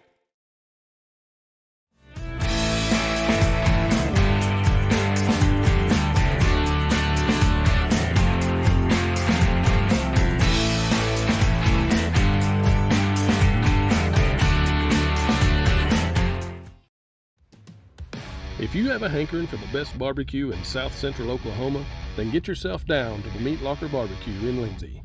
Every Monday, Thursday, and Friday, located just off of Highway 19, 106 Northwest 4th. At the Meat Locker, we work hard to bring you the most consistent, delicious, slow-smoked barbecue around at a price that won't break the bank. And don't forget, we cater too, and we'd love to do the cooking for your next event. So come see us or give us a call at 405-428-1198 and visit our new website at meatlockerbbqok.com for the latest Meat Locker merchandise. We're proud to sponsor this broadcast of Lindsay Leopard Athletics and want to wish all the students, faculty, and staff a successful year. Morris Motorsports in Chickasha, Oklahoma would like to wish the Lindsay Leopards the best of luck this football season. American Exchange Bank, right here in Lindsay, is a locally owned and operated community bank that believes in just that, you, a community of fellow leopards. We love our customers. We feel very grateful for each one. So if you are looking for a safe place to put your money, need help achieving that next dream project, or are simply looking for a different banking experience, give us a call at 405-756-3101. We look forward to serving you each day. Member FDIC and Equal Housing Lender. Hi, this is Mark Smith, pastor of the Banner Baptist Church. I want to invite you to join our fellowship here at Banner. Our Sunday services begin with Sunday school at 10 a.m. Worship starts at 11 a.m. and the evening service, it's at 5 p.m. Our Wednesday night services begin at 6 p.m. and include adult Bible study, youth, and children's classes. We are located 5 miles north of Lindsay on Highway 76. We look forward to seeing you there. Go Leopards! Cody Klingman and everybody at Klingman Incorporated want to send out best wishes to the Lindsay Leopard football team. Klingman Incorporated is always proud to support Lindsay school activities. So here's to a winning football season from everyone at Klingman Incorporated. For all your construction needs, give Brad Taylor a call with B&S Construction at 1-405-428-0039. B&S Construction specializes in concrete pads, sidewalks, and metal buildings of all sizes. Call Brad today for a free estimate. The crew at B&S Construction would like to wish the Leopards a safe and successful season. Go Lindsay! For all your oil-filled electrical needs, call Michael Sharrock with SOS Electrical. SOS is a family-owned business that specializes in oil-filled, industrial, and commercial electrical construction and maintenance. No job is too big, no job is too small. Give SOS a call at 1-405-428-1944 today. Good luck, Leopards! This is Dr. Matt Shelton with Lindsay Family Dentistry. I'm a 1997 graduate of Lindsay High School and have been practicing dentistry in Lindsay since 2006. We welcome you to come by our dental practice so we can help you and your family with all your dental needs. We offer dental services for everyone at every age, from braces to aligners to crowns, bridges, dentures, and implants. Give us a call today at 405-756-4093 or stop by at 102 Southwest 7th Street and let us give you the healthy, beautiful smile you've always dreamed of. The team at Streamline Services contributes a great deal of their success to hard work, experience, and above all, a positive health and safety protocol. There is every reason they should be your next phone call for any of your oil and gas swabbing needs. Give Austin Smith a call today at 1-405-756-7763 to see how Streamline Services can help with your project while ensuring safety and professionalism without sacrificing quality work being done. Everyone at Streamline Services wishes the best of luck to everyone at Lindsay Public Schools this year. Go Leopards! Tonight's broadcast of Lindsay Leopard Football brought to you in part by the Super C Mart, your hometown grocery store, offering everything you need to feed the family, including fresh produce and choice meats. Good luck to the Lindsay Leopard Football team from your fans at the Super C Mart. For over 68 years, Winans Funeral Home in Maysville, Oklahoma, has been serving families in the area during their greatest time of need, the loss of a loved one. We treat each family as if they were our own and consider it a true calling to minister to each and every family that calls upon us. We don't take caring for your loved one and your family lightly. Your care is important to us. Call on us 24 hours a day, 7 days a week, where our staff can assist your family with immediate need with the loss of a loved one, pre-need arrangement planning, pre-need burial insurance, along with questions regarding funeral burial trust accounts, Veterans Administration, and Social Security benefits questions. Myself, John W. Williams, Teresa, and Claudia are well experienced in these areas and will be more than happy to assist you in any way we can. Winans Funeral Home in Maysville, where you are family. BC Factoring and Finance is a local, family-owned finance company. We assist small businesses with flexible and creative financing solutions to meet their cash flow needs. Call us to discuss ways we can help free up your time to focus on building your business. Visit us online at bcfactoring.com or give us a call at 405-259-2104. Go, Lindsay!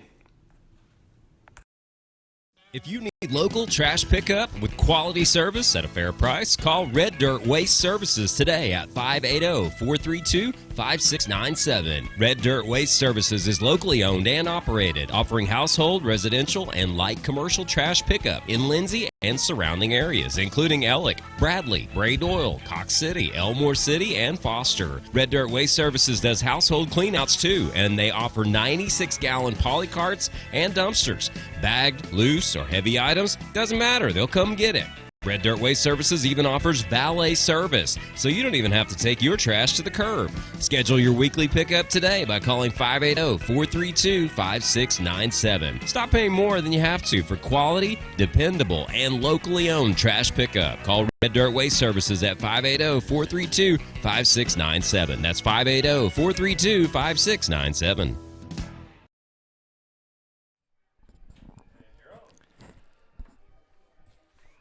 Back here at Burford Field, the First National Bank halftime show. Greg Peary, Andrew Lyon, along with J.D. Scruggs over here running the live stream. Eric Bearden up on the camera. Brandon Miller back at our studios. And, of course, we can't forget Cece Lyon and Paige Sutherland as well, and their work on our live stream crew. Talk about the first half stats, our officially unofficial stats, and we'll start with the Frederick Bombers. Get just 38 yards on the ground in that first half off of 16 rushing plays. And they are led by actually their Taylor Sheffield. The juniors got 3 carries for 20 yards. Alex Matthews got 3 carries for 9. Zach Taylor at quarterback, 8 with 8 carries, a net of 10 yards. And big number 9, Willie Kramer, who did not play at all in the first quarter, only carried the ball twice in that second quarter. He's got 2 carries, a net of -1. So, again, just 38 yards on the ground for the Bombers in that first half. And passing the ball, Zach Tyler's had trouble tonight. He's 6 of 14 40 yards with 2 interceptions tonight, and Ryan Horton picked off both of those. And the receptions, 3 of those receptions went to Kellen Hicks, number 1, for 23 yards. They have Davion Adolph has got a catch for 9 yards. I got to make sure I say this name right. Chimperian Kramer with 1 catch for 6 yards. Cody Bolin had the final catch for 2 yards. But again, just 40 yards through the air for Frederick, who again, Tyler 6 of 14 for 40 yards and 2 interceptions. For the Lindsay Leopards, 108 yards on the ground there in that first half, led by Brody Ramming. He had 5 carries, 45 yards, including a 7-yard touchdown run there in that first half. 6 carries, 51 yards for Dutton Taylor, who also had a 15-yard touchdown run for the 2 touchdowns for the Leopards.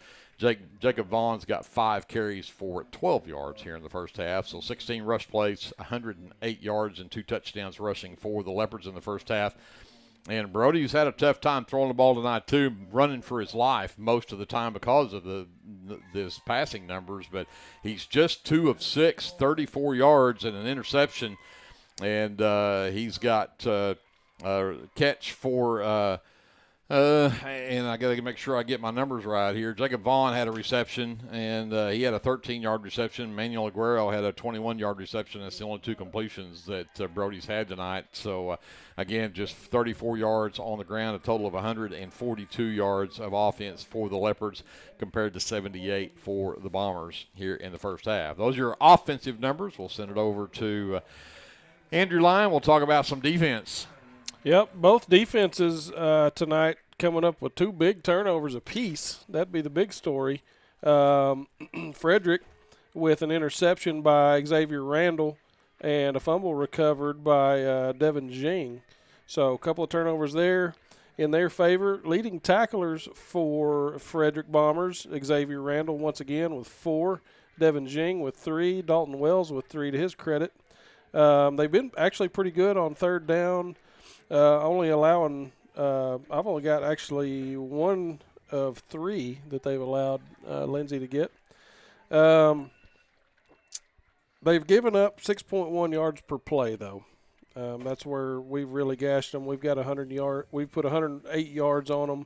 Those 34 pass yards on 23 total plays for 6.1 yards per play. So, not a real good number there for the Leopards.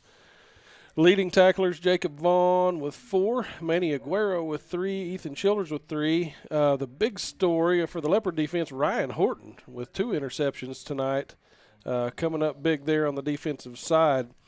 The Leopards have held Frederick to only 78 total yards, only 4 pass yards on 31 plays for just 2.5 yards per play. So actually pretty good numbers there for the Leopards tonight. They have given up 3 third downs of 7, so decent there, below 50%. So pretty good job by Lindsay defensively. I felt like the Bombers were giving Lindsay some fits, particularly up the middle, right up until we scored on a play right up the middle. Right. But up to that point, my observation was they were fitting up pretty good on us. On what normally is our bread and butter, just running number 8 up the middle and running 32 around the edge. So they were stopping that for a while, so did a pretty good job. Penalties-wise, I've got no penalties actually on Frederick. I feel like I might have missed one, though. 3 penalties on Lindsay for a total of 20 yards, so not bad compared to what we saw last week. Pretty good job both sides of the ball. Lindsay doing a little bit better job in this first half. We'll see if they can keep it up. I'm hoping they're kind of hitting their stride and seeing some of those different packages that Frederick's been throwing at us. But like we talked about off air a while ago, I feel like Willie Kramer's got to get more involved in this football game. So I would expect to see some more there, and we'll see how the Leopards can handle him. Absolutely. Well, let's send it back over to JD. We'll take a timeout, and we'll go look up some of the area scores and see how some other of our area teams are faring here in Week 9. So we'll come back and do that right after this. More of the First National Bank Halftime Show coming up after this timeout here on KBLP Live. El Unico Taco Truck is ready to curb your hunger. The traveling taco truck has locations in Lindsay and Blanchard and is available for catering services. You can contact El Unico to book your next event at 405-760-0821. El Unico enjoys supporting all of our leopards with their Taco Tuesdays. Reach out to El Unico for your next event.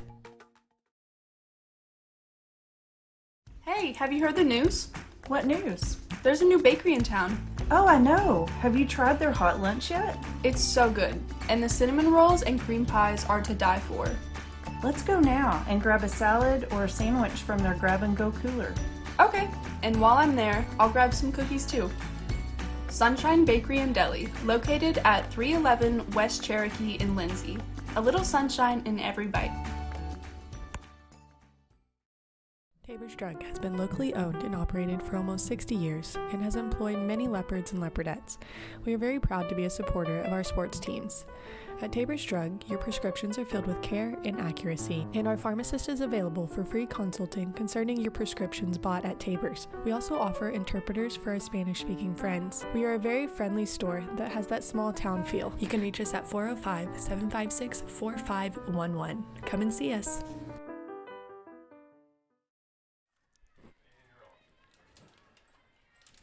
Back here at halftime, we're being entertained by the Lindsay mini cheerleaders out on the field right now, and we can't pick up their cheers audio-wise, but while I go over some of our halftime scores, you can watch the future of Lindsay Leopard cheerleading out here.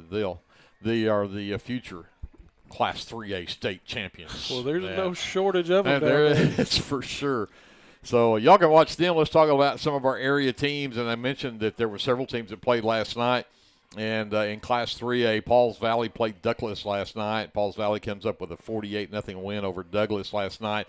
And that was very important because that puts them now 3-3 in district play ahead of Plainview. And when I looked a minute ago, Plainview is playing Marlowe, and Marlowe had the lead on Plainview, so that would hand Plainview a loss. Pauls Valley may end up in that fourth spot in their district for that game. Purcell and Little Axe also played last night. Big win for Purcell, 42-14, the final score in that one. And, of course, the Lexington Bulldogs made that long drive down to Kingston and found out how good Kingston is, 49-0. The Redskins come up with that win over Lexington. And, again, that is the district that the Leopards are lined up with. Lexington's still in the hunt for a playoff spot there between them and Holdenville, and I think the way things look, it'll come down to, in fact, Lexington and Holdenville will play each other next week in Week 10, and the winner of that game probably gets third place in the district, and the loser will take fourth. So that's how that one shakes out. And then talking about tonight's matchups, and we'll let's skip up to Class 4A, and the Blanchard Lions are hosting Bethany tonight, and Blanchard with a 27-0 lead in the second quarter of that game. Blanchard in firm control of first place in their district at undefeated 5-0, and a big lead there at halftime. Washington with a big lead over Comanche, 41-7, that game in the second quarter. CCS and Crooked Oak also played last night. I forgot about them. And CCS with a big win, 44-6 over Crooked Oak. And, of course, Crooked Oak, who the Leopards will play next week. Also in Class 2A, since we're talking about the district that the Leopards will line up with, Davis is hosting Colgate tonight. Davis with a 21-0 lead in the second quarter. That'll be the team in second place. And so the third place, the winner of this game, will end up playing Davis in that first round of the playoffs more than likely. Down in the Class A, Elmore City Purnell is at Ringling tonight, and Ringling with a 24-8 lead in that ball game. And Elmore City sits right now in fourth place there, but Ringling ahead of them. They really need to pick up this win. But still has a good chance of hanging on at fourth place and making the playoffs, does Elmore City Purnell. Wayne on the road at Dibble. Dibble in control of that one in the second, 34-0. Dibble on top. Dibble leads that district. They are undefeated and playing, again, Wayne team that has not won a district game yet this season. Waurika is on the road at Ellick. Ellick is fighting for a playoff spot against Waurika, and right now Ellick has the lead, 22-20. That just before halftime. So go Longhorns, see if they can't put one in a win column there, and maybe hang on to a fourth place spot and make it into the playoffs out of Class B. And then we'll drop down to Class C. The Maysville Warriors hosting Bowlegs tonight, and Maysville has a 14-12 lead in the second quarter of that one. And the Maysville, again, in a three-way tie for third place in District C4. So, again, this is a big win for them tonight. Maysville has to take on Paola next week, who is right above them in that district. So, some big ramifications here, but just to give you an idea how tough that 3A 3A2 district is. I lost the word district there for a second, but mentioned Pauls Valley came up with a big win over Douglas. Of course, Douglas winless on the season, but Sulphur and Heritage Hall. Heritage Hall's number 1 at 5-0. Sulphur's number 2 at 5-0, and those two are tied at 14 at halftime tonight. And then you drop down. Marlow is playing at is hosting Plainview tonight, and Marlow has a 1-point lead at last report, 14-13 in that ball game, and Marlow's 3 and Plainview's 4.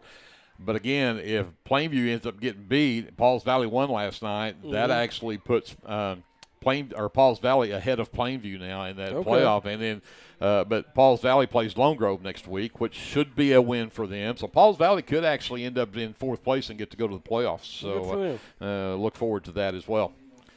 What have I missed with all this scoring that we need to talk about? I think you took care of all of it. Did I get it all? Actually, I was going to mention, if you said it, I apologize. I may have spaced out for a second, but Ada Poto, big game tonight in 4A. That's number 1 versus number 4, and they're both 9-0 going into this game. So Poto actually on top in the second quarter, 19-7, but pretty big game there with a couple of traditional powerhouses in that class. So, yeah.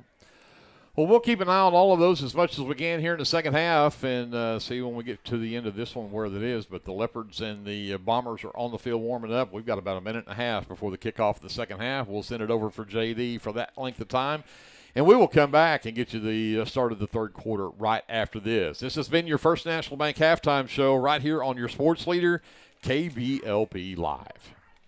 Tabor's Drug has been locally owned and operated for almost 60 years and has employed many leopards and leopardettes. We are very proud to be a supporter of our sports teams. At Tabor's Drug, your prescriptions are filled with care and accuracy, and our pharmacist is available for free consulting concerning your prescriptions bought at Tabor's. We also offer interpreters for our Spanish-speaking friends. We are a very friendly store that has that small town feel. You can reach us at 405-756-4511. Come and see us.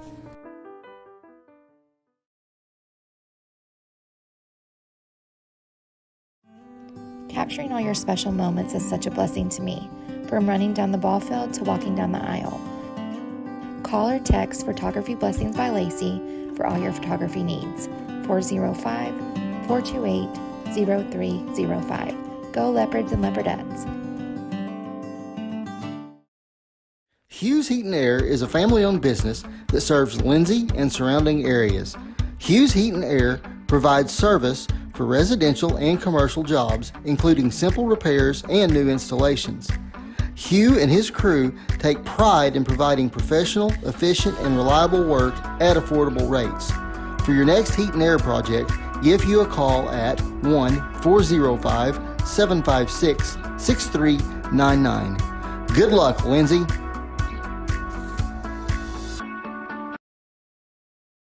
Car Care Center is your hometown auto repair shop right here in Lindsay, America at 211 West Cherokee, providing complete automotive repair on foreign and domestic cars and trucks. So if your ride needs repair or service, Car Care Center can get it done. Whether it's radiators, mufflers, brakes, or diagnostics, Car Care Center can handle whatever you need to get back on the road. Call Car Care Center at 405-756-1447. That's 756-1447. Available Monday through Friday from 8 a.m. to 5 p.m. That's Car Care Center at 211 West Cherokee in Lindsay.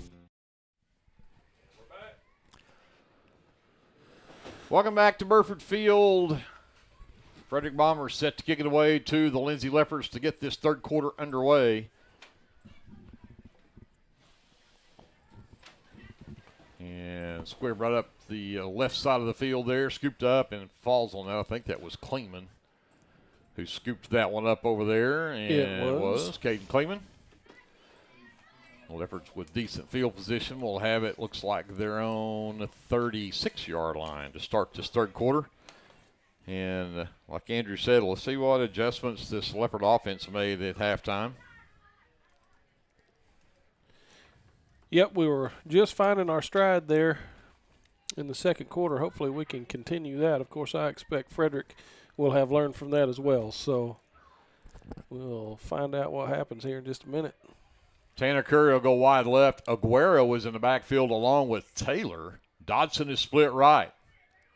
Ramming from the pistol. And they're going to give it to Aguero. Jet sweep, and he reverses his field, and he's going to get trapped in the backfield, drop for a loss. I believe that might have been Willie Kramer who blew that one up. That defensive end spot. The loss goes all the way back to the 28-yard line. That's a loss of 8 yards. Second down and 18. Well, that's not a good way to start. Absolutely not. So they'll go back to the traditional twins right, single receiver left. Taylor the lone setback, ramming from the pistol. Ramming rolls right, looking to throw. Now he'll just tuck it and run. He's got room down the sideline, and he would drop just shy of the 40-yard line. So he got back a lot of what was lost, but it's still going to be a long third down and 8 here as he'll get back to the 38-yard line. Yeah, the Bombers had our receivers covered up pretty good. Number 5 over here just didn't have any run to room. Tanner Curry. So Dodson, Curry, and Aguero are all going to split left. Jones is going to hang out tight end right. Play clock down to 5. Leopards are going to have to hurry up here. Ramming with Taylor in the backfield. And they're not going to get it off in time. Took too long, and now you just giving yourself an even harder third down with 3rd and 13 and move the ball back to the 33. Well, we didn't need to go backwards there. So this offensive set was not what you hoped for after you gained that momentum there toward the end of that second quarter. And now your offense is going backwards. Curry will move right this time. Aguero and Dodson split left. Taylor in the backfield. He'll move over to the right side of ramming from the shotgun. Long third down play over the middle, and it's tipped. Intended for Jones on the slant across the middle. Dalton Wells got a hand on it. So it's going to bring up a 4th down, and Brody Ramming's going to have to punt this one away again. Looks like we're having some technical difficulties here. So stick with us here. Yeah, I think audio's coming in just fine, so we'll work out these video issues and back ramming. Nice punt this time, and Hicks is just going to let it bounce. Huge. Well, we had some laundry down here right after the snap. 2 flags, actually. So yeah, let's. And it's a false start on the Leopards. So you can probably bet they're going to make us repunt that one because that one went way back. Yeah. The Leopards cannot get a break on this drive. I mean, it's just been ugly. Yeah, it has, and unfortunately, these are mental mistakes that are easily avoided. So those are on us. So move it back to the 28-yard line. Officially, it's 4th and 18 now. And again, ramming will punt it away. Hicks stands at his own 30. Now he'll move up to the 35. And ramming again gets off a nice punt. Pretty good boot. Hicks will not be able to return. And it'll still take a nice roll and get inside the 25, but ultimately that 5-yard penalty cost them 10 yards of field position because they had it at the 15. Now it'll be at the 24 where Frederick will take over, 1st and 10 with 9:25 left in the third. In the first possession of the second half for Frederick, we'll see what adjustments they may have made. Looks like Sheffield will be in the backfield.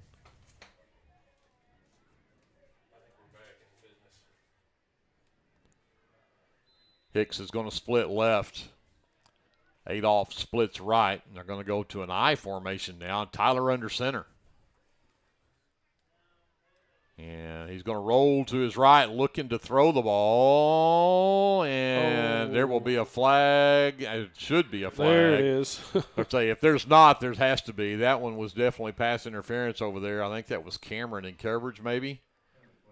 Curry.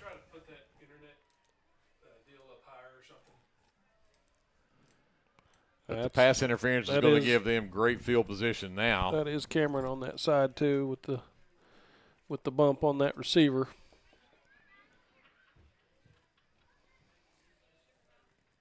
And I'm not sure why we're taking so long to get this one marked off here, but the penalty will move the ball out to the 39-yard line and be 1st and 10 for the Bombers at their own 39 now.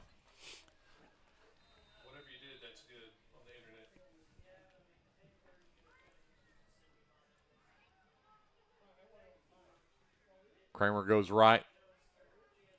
Hicks is left. Again, single back set. And Sheffield looking over that right side and nowhere to go. Childers there. Childers wrapped him just as he hit the line of scrimmage. He falls forward for a couple to the 41. 2nd down and 8. Kramer comes back in at running back. Champerian Kramer will be the wide receiver right. Hicks will go left. And now you've got big Willie Kramer in the backfield. Adams will line up, that is Alex Matthews in the slot left. And they're going to throw the bubble screen, and it's short hopped it out there to his receiver Kramer. Break there for the Leopards makes it now 3rd down and 8. Big 3rd down play here for the Leopards. Yeah, I'm still waiting for Willie Kramer to get more involved here in this run game. I'm really surprised we haven't seen much. Trips right. Kramer is in the backfield as the lone setback.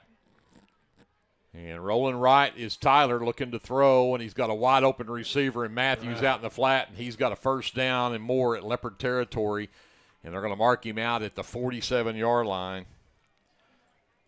12 yards on the reception and a 1st down. Manny Aguero on the coverage there.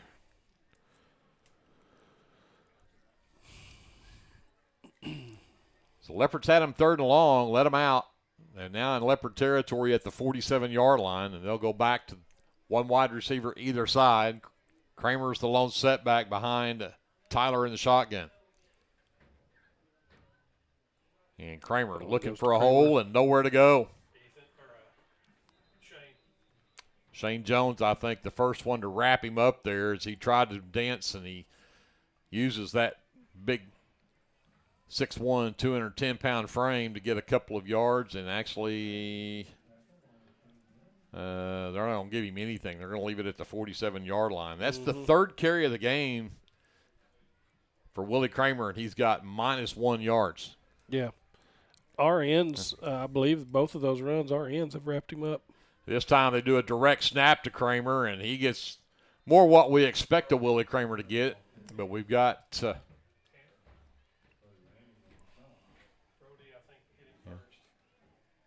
we got an illegal shift on the Bombers. So even though that one was a nice carry out to the 40-yard line, a 7-yard run for Kramer's going to get called back on an illegal shift.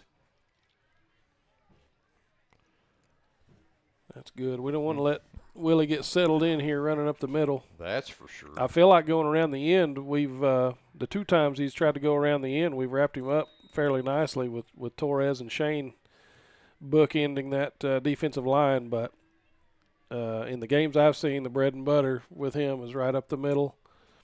And if they can get a little bit of movement on those interior defensive linemen, he's gone. So now they'll go to that diamond formation, wide receiver left. And back to pass Tyler. They try to set up the wide receiver screen to Matthews, and the Leopards pretty well snuffed that one out. Well played by Childers there. Yes. Got out there and tripped up Matthews at the Leopard 49, so he'll pick up 2 on that reception. But it's going to bring up a 3rd down and long 12. That was a great job defensively there. I thought Torres got up the field, got in the quarterback's face. Ethan Childers stayed home, knowing the screen was coming, and blew it up immediately. Matthews a lone setback, trips right, tight end left. Tyler back to pass, pressured, throws it out in the flat, intended for Matthews, falls incomplete. I think that was Torres who was giving pressure in the backfield. Am I right? That was Shane actually that time, yep. So 4th down and 12 now, and let's see what Coach Tyler decides to do here.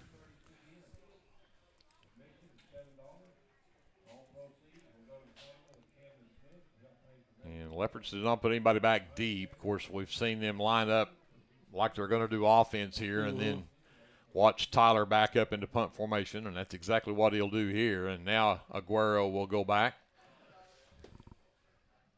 High, short punt, and fair caught by Aguero at the 22-yard line. So both teams start with a punt on their first possession. Wait a minute. We've got a flag. We've got a roughing the kicker call on the Leopards. Oh, no.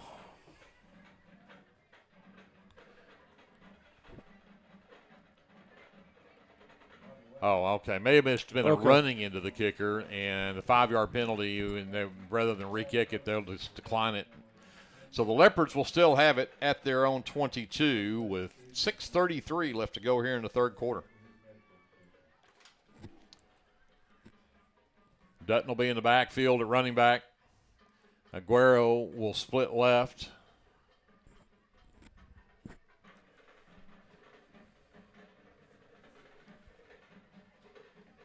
Trammell is in there at tight end right. Jones will be right on his hip in the slot. 1st and 10 Leopards. Their own 22. In motion, Aguero from left to right. They'll flip it to him, looking around this jet sweep right side, and not much. That was a huge stick right there, I believe. Is that number 5, Dalton Wells? I think it was. Great form tackle right at the 25-yard line. So we can give 4 yards there or 3 yards there to Aguero.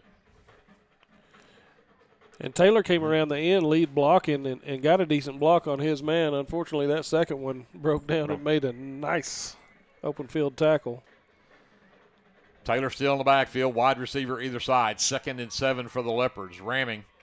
Gets it to Taylor. Right in the middle. Huge hole. The 30, the 35, the 40, the 50. It's a foot race at the 40. The 30, a stiff arm, and he'll be run out of bounds inside Bomber territory at the 22-yard line. Very nicely done. Right up the middle, and he is so good at finding the hole once he gets through to the secondary, and then he's just got the speed to outrun just about anybody on the field. Yes, sir, and I've said it several times. To me, it just doesn't look like he's moving as fast as he is, but he is getting after it, outrunning those guys. That is 53 yards for Dutton Taylor. Leopards go quick. Right up the middle, Vaughn, flags fly, and I think we had some movement on the line of scrimmage. They're going to call an illegal shift on the Leopards.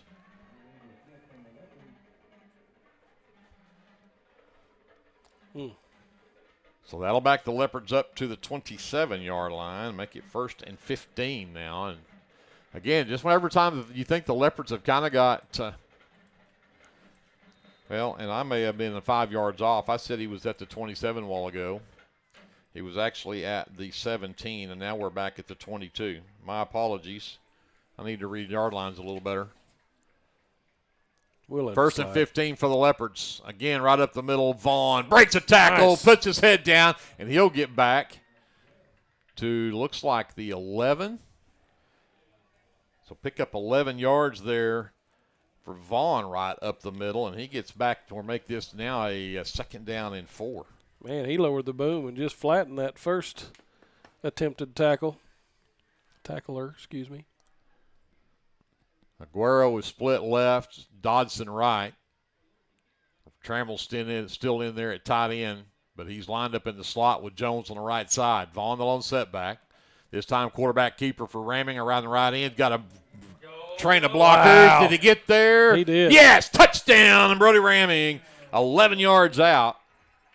He had a stable of blockers out in front No of him kidding. on that play, just plowing the road. Nice job. Second rushing touchdown of the night for Brody Ramming. This one from 11 yards out. And the Leopards are now up 18-0. And they have yet to convert an extra point tonight. They'll go for 2 here again.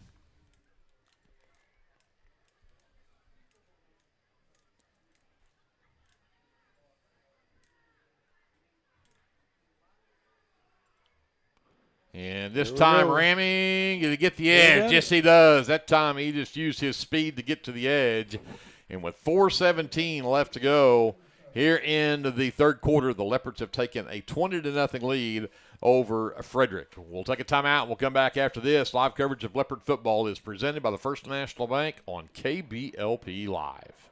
This is Brandon Cottrell, pastor at Calvary Baptist Church. Just want to take a moment and invite you to come worship with us this Sunday. Classes begin at 9:30 and worship follows at 10:45. We have something for all ages each Wednesday night. Meals begin at 5:30 and Bible study follows at 6:30. We would love to have you come be a part of our worship. We are located 410 West Chickasaw. Come join us. The First National Bank of Lindsay is proud to be a sponsor of tonight's football broadcast. Whether you're looking for a business loan, a personal loan, or a certain type of deposit product, chances are we have what you're looking for. First National Bank, locally owned and operated, insured by FDIC, equal housing lender.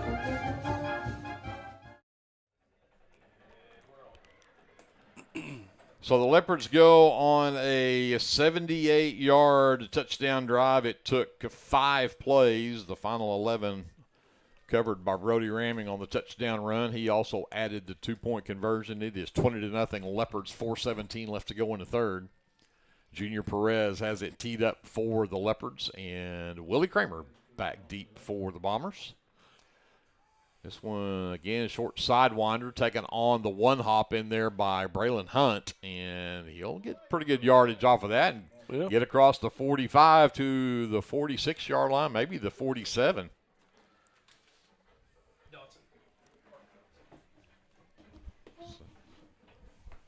So Frederick with really good field position here. They'll start, looks like their own 47-yard line.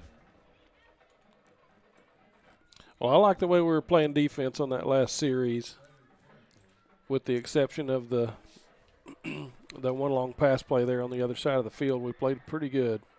Back to that diamond formation, one wide receiver left, and flags fly at the snap, and we're going to have an offsides called. I think we were our two right side defensive linemen, I think, lined up in the neutral zone, looked to me like. Again, another penalty that unnecessary, moves the ball into Leopard territory, makes it 1st and 5 at the Leopard 48-yard line.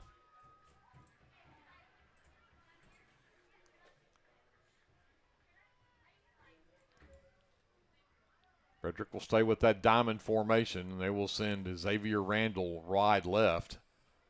Tight end right.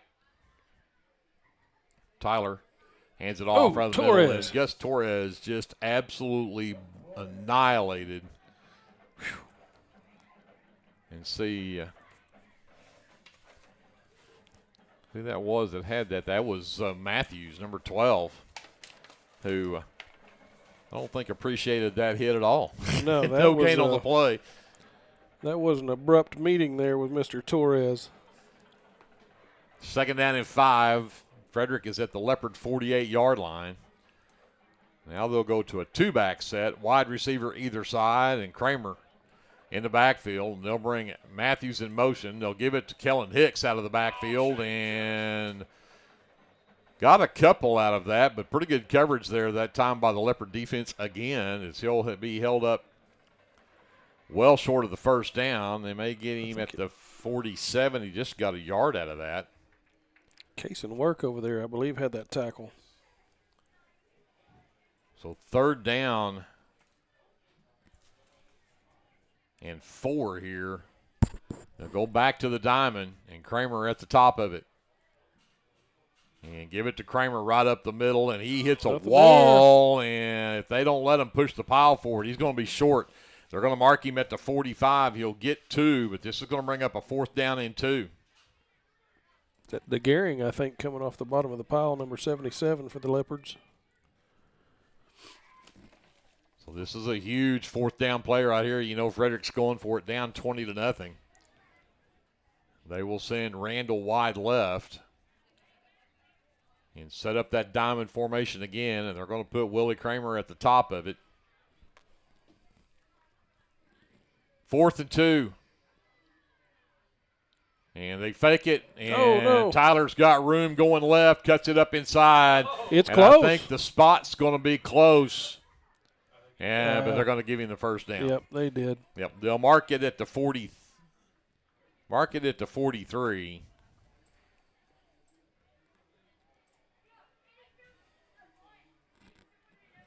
Give him the first down.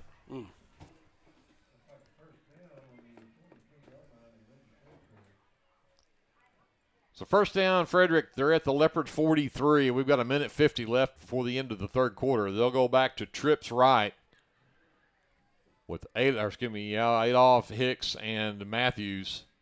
Kramer the lone setback. Tyler's looking to throw the ball, looking for the fade. Jump ball. It's tipped. Well defended out there by Cameron. Falls incomplete. That'll bring up 2nd down and 10 for the Bombers, but it stops the clock with 1:33 left before the end of the 3rd.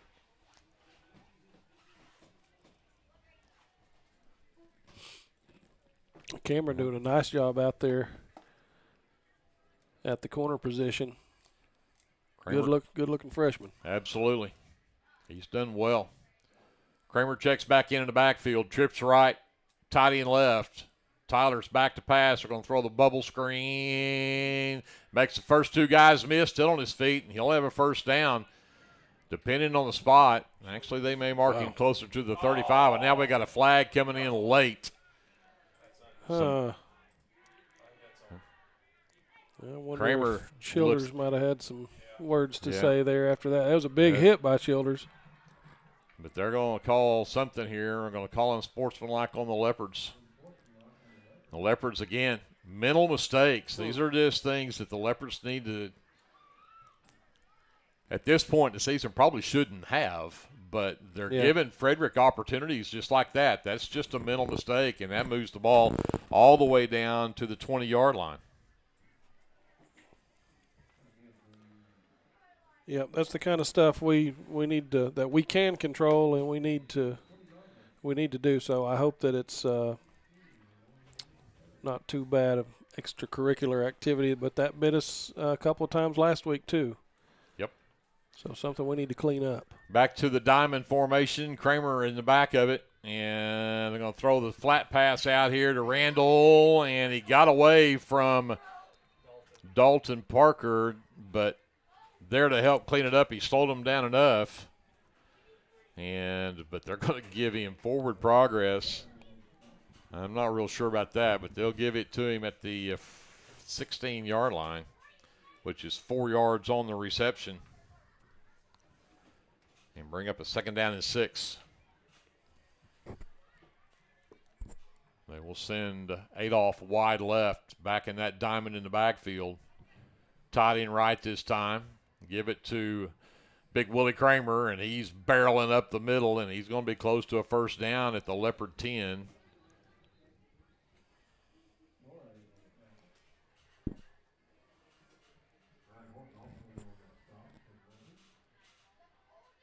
Yep, we don't need to let Willie get warmed up here. And see where they spot it. Looks like they're going to spot it right on the 10-yard line.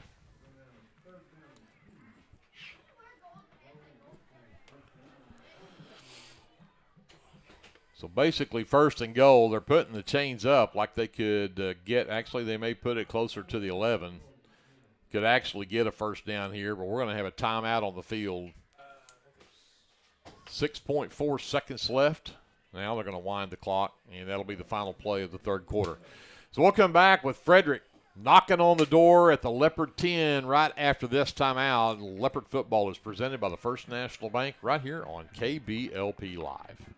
Tonight's football broadcast is brought to you in part by the City of Lindsay, proud supporters of Lindsay Leopard football and all student endeavors at Lindsay Public Schools. Keep up with local information and events at cityoflindsay.com, which now offers easy online bill pay. Good luck to the Leopards this football season from the City of Lindsay. Clements Insurance provides insurance coverage to best suit your needs. We offer auto, home, farm, life, and business policies. Come by 109 West Chickasaw or call 405-756-2253. Clements Insurance is carrying on the tradition to satisfy you. So come see me, Keith, or Beth. Go Lindsay.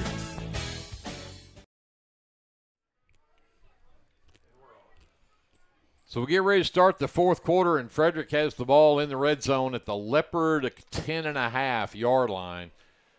They could technically get a first down without getting in the end zone, but I'm not sure how. I think the length of the football would probably break the plane, but they'll line up with Kramer in the backfield. I formation, Tyler under center. And the pitch in the back is loose, and it'll be recovered by Frederick. Matthews wisely jumps on that, but it'll lose yardage all the way back to the 12 or 13-yard line.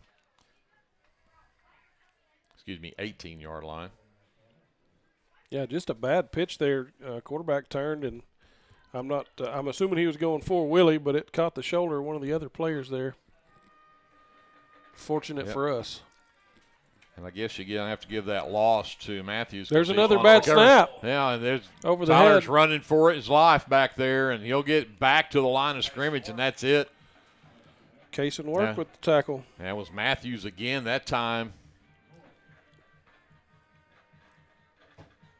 And they'll mark it right at the 18, which would be no gain on that play. So this is going to bring up a 3rd down and goal from the 18, basically. Hicks is going to go wide left along with Matthews and Kramer.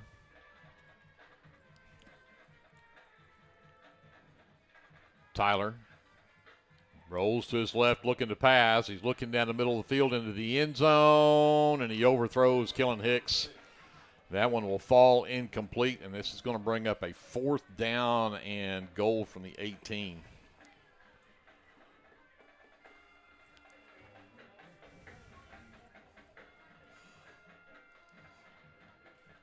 So if Leopard defense can get a huge stop right here. 10:39 left to go in the ball game. Leopards with a 20-0 lead. And Frederick now with a 4th down and goal. Again, they could technically get a first down without getting in the end zone. It's inside the 1. But they'll go trips left. Sheffield is the lone setback. Tyler works from the shotgun.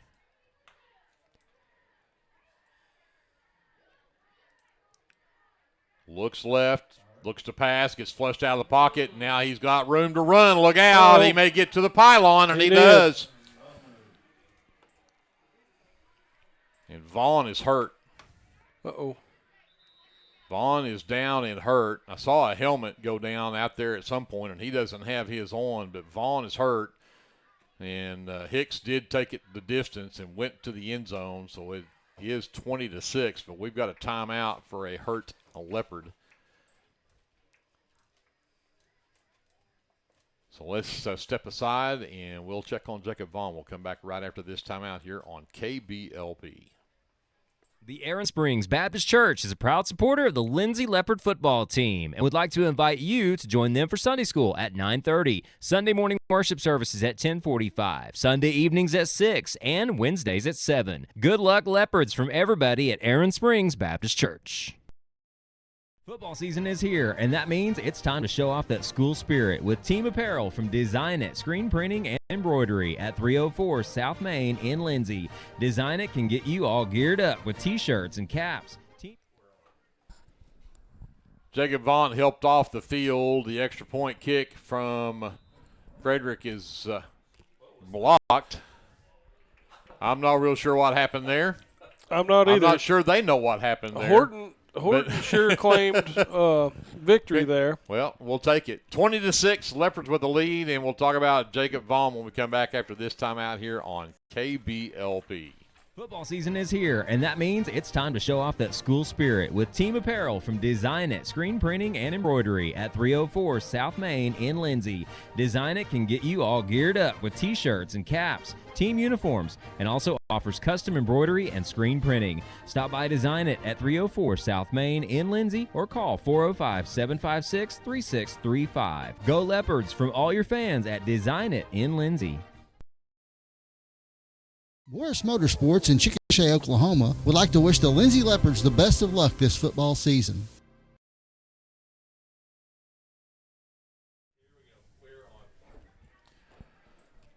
Back here to Burford Field, the Leopards with a 26 lead as Frederick has now scored for the first time in the ball game. That was a 53-yard drive, took 14 plays, a 18-yard touchdown run from the quarterback, Zach Tyler. They did help Jacob Vaughn off the field, but he did not put any weight at all on his left leg as they helped him off. And so they have him on the sideline, and it looks like they're taping him up. now. So let's hope it is just a sprain and hopefully a mild sprain, and he will be good to go. Tyler looks to kick this one. They're going to do an onside, and it did not go far enough. So I think we have the option to take it where it's at or back them up and make them re-kick it. I would take it where it's at because it didn't even reach midfield. So they'll put it at the Frederick 47-yard line.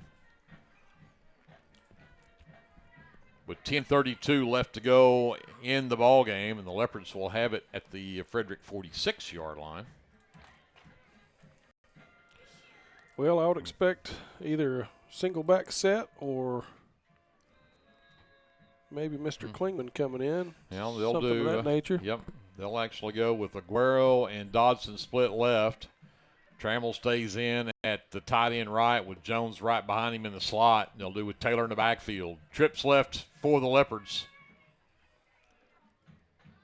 And this time ramming on the keeper right in the middle. He's got a big hole. He's at the 35, and he'll be brought down at the 30. Huge hole right up that right side that time for that offensive line. And 16 yards and the first down for the Leopards. Tackle by number 3, Talon Sheffield, and he got rolled up pretty good on that one. So 1st and 10 Leopards, they are at the Frederick 31-yard line. And they look like they're bringing the house. Right up the middle, Taylor, and he'll get to the 25 and pick up 6 yards. They've got 6 guys lined up on the line of scrimmage, and if you just get a gap just enough to get through there, there's nobody home. These guys can take it to the house.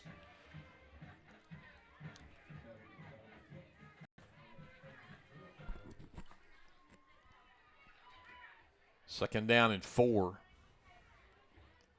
There you go. Do the hard count. Didn't Almost quite, got him. Yep, didn't quite get him there.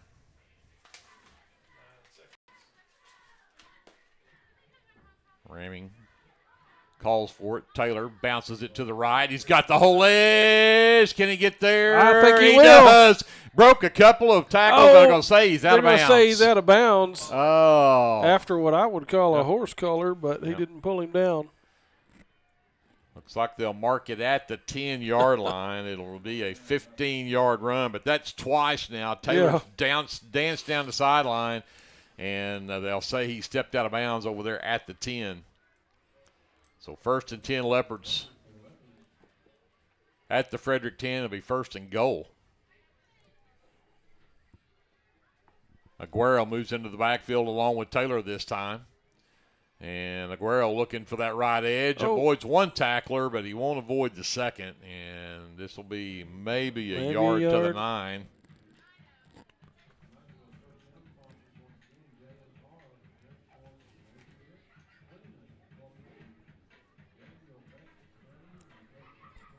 Good job avoiding that first tackle. They put it right at the 10, so no gain on the play. We'll call it 2nd and goal from the 10.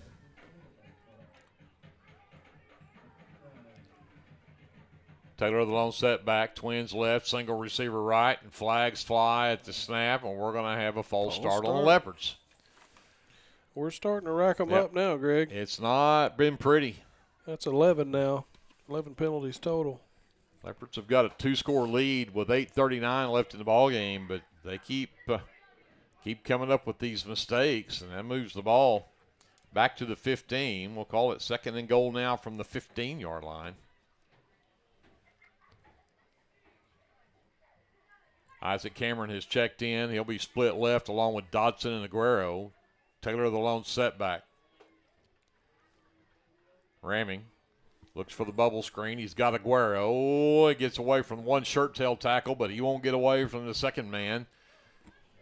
And no gain on that play is going to bring up a 3rd down and 15.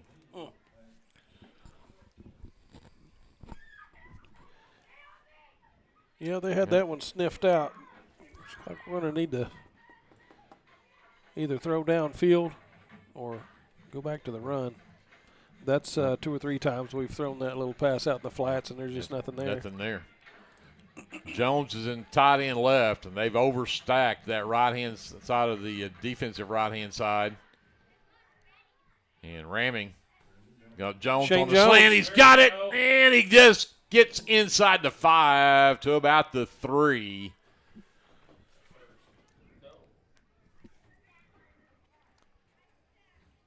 Ooh.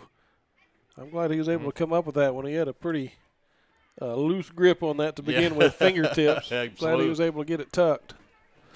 So it's 4th and goal from the 3. See if the Leopards can punch it in here.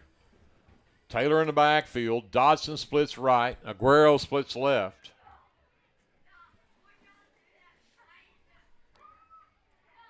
And we're going to have a timeout called here by the Leopards with 6:59 left, 6:57 left to go in the ballgame. 20-6, Leopards on top. We'll come back after this. Live coverage of Leopard football is presented by the First National Bank here on KBLP Live. Hey Leopard fans, this is Nick Johnson from First Baptist Church Lindsay. At First Baptist Church, we are a family ministry and desire to faithfully proclaim the gospel in Lindsay and beyond. We would like to invite you to join us every Sunday for worship at 9 a.m. and Sunday school following at 10:15. Our Wednesday evening activities start with dinner at 5:50, and then we have Bible studies for children, youth, and adults starting at 6:30. First Baptist Church is proud to support the Lindsay Leopards, and we wish all of our student athletes a successful season. From all of us at First Baptist Church Lindsay, go Leopards! Tonight's broadcast of Lindsay Leopard Football brought to you in part by the Super C Mart, your hometown grocery store, offering everything you need to feed the family, including fresh produce and choice meats. Good luck to the Lindsay Leopard Football team from your fans at the Super C Mart. I cannot see from here. Torres and Jones are going to line up in the slot left. Dutton Taylor in the backfield. Aguero left, Dodson right. 4th and goal from the 3. Right up the middle, ramming. Does he get there? He got it. Yes! Brody ramming from 3 yards out. Touchdown, Leopards.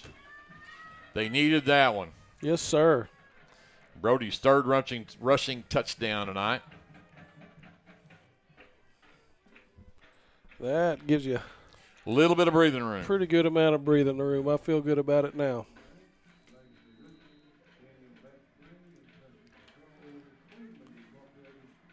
Trammell checks back in for this 2-point conversion.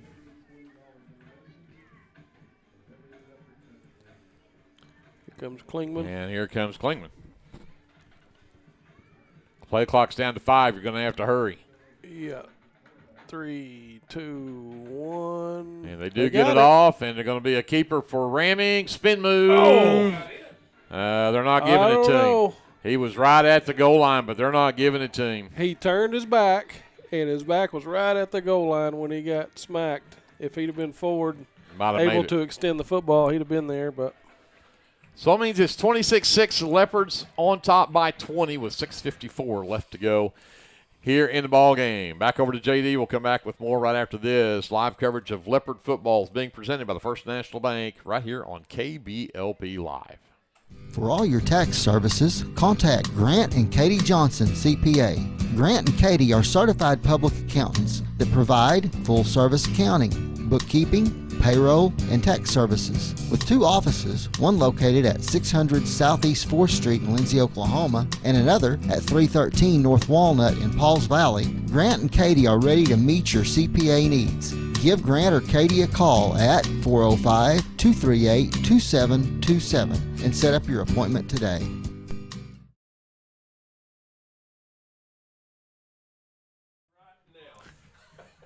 $6:54 left in the ball game. The Leopards have gone up 26-6 on a 3-yard touchdown run on 4th and goal from the 3. And they now have a 20-point lead with just 6:54 left in the ball game, but I'm not sure that lead is big enough. Never feel comfortable. Perez, another short sidewinder kick, and that one is taken by Zane Tyler, and he's avoided a couple of tackles. But that's a nice comeback right there for the Leopards. That was Melvin McDonald, number 21. McDonald saves a pretty good run right there. So Frederick sets up their offense at the 39-yard line, 1st and 10.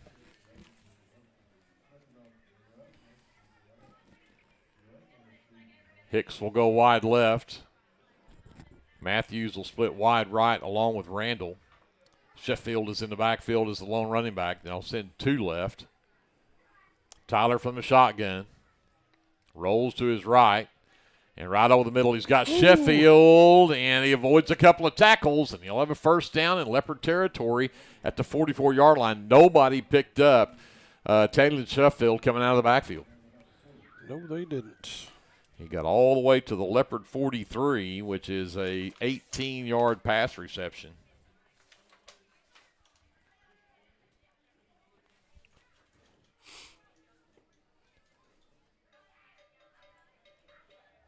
Adolph is split right now. Under center I formation for Tyler. And they'll pitch it on the sweep for Sheffield. That gets cut back up inside, and Childers is right there. He Ball comes loose. We got it. Unless there's they're going to say he's down. All right. Had a chance right there.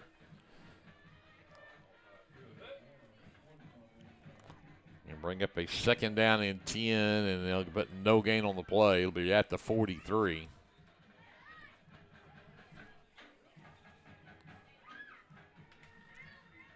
Again, Hicks will go left. This time they'll also have number 31, Cody Boland, out there with him. Twins right. And the option play, get it back to Willie Kramer, and he will be near first down yardage. Be short at the 35, though. He'll pick up 8. That was and Childers he'll still be again. about a yard and a half short. Childers having a big night tonight.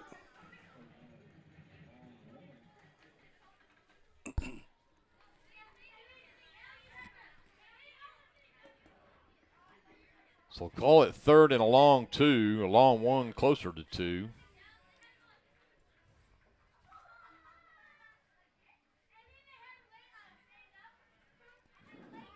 And Tyler hit the backfield and dropped.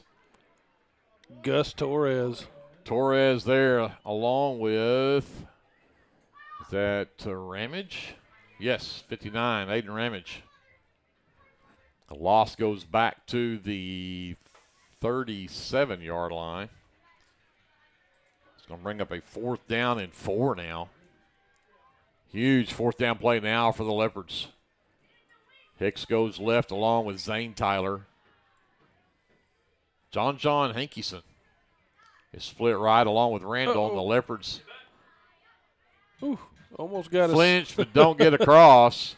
And they don't get them to jump, so they'll call a timeout. All right. 4:16 left in the ball game. Leopards with a 20-point lead and a huge 4th and 4 coming up after this timeout. Here on your sports leader, KBLP Live. Hey there, this is Trace Adams with Hassler Hot Oil Service. We are family owned and operated with over 25 years experience. I am a 4th generation Lindsay Leopard, and we proudly support Lindsay Leopards and Leopardettes athletically and academically in all their endeavors. Call my dad, Greg Adams, at 405-756-6075 for all of your hot oiler needs. Again, that's 405-756-6075. Go, Lindsay! 4:16 left to go in the ball game. 4th down and 4 for the Frederick Bombers. They're at the Leopard 37-yard line. Willie Kramer in the backfield with Zach Tyler. Wide receivers either side. And they're going to throw it out in the flat, and he threw it wide left of his intended receiver, and that is... Hang on. Got laundry. Let's see what's going on here. Flag land at the 45. Well, what are we going to call? What are we calling here? I haven't seen a signal yet.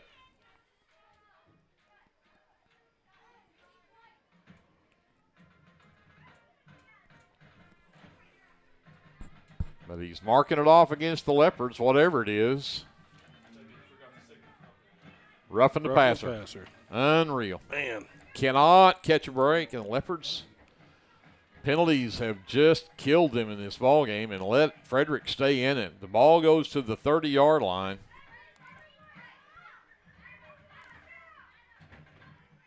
They're still talking about something.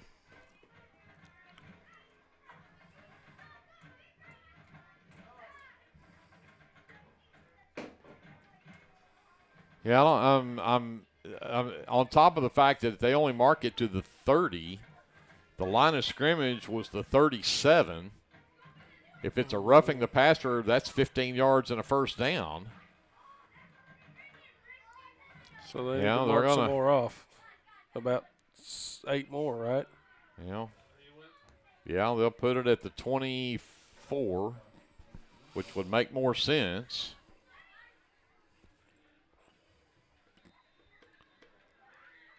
All right, first down. Yep, 1st and 10, Twins either side.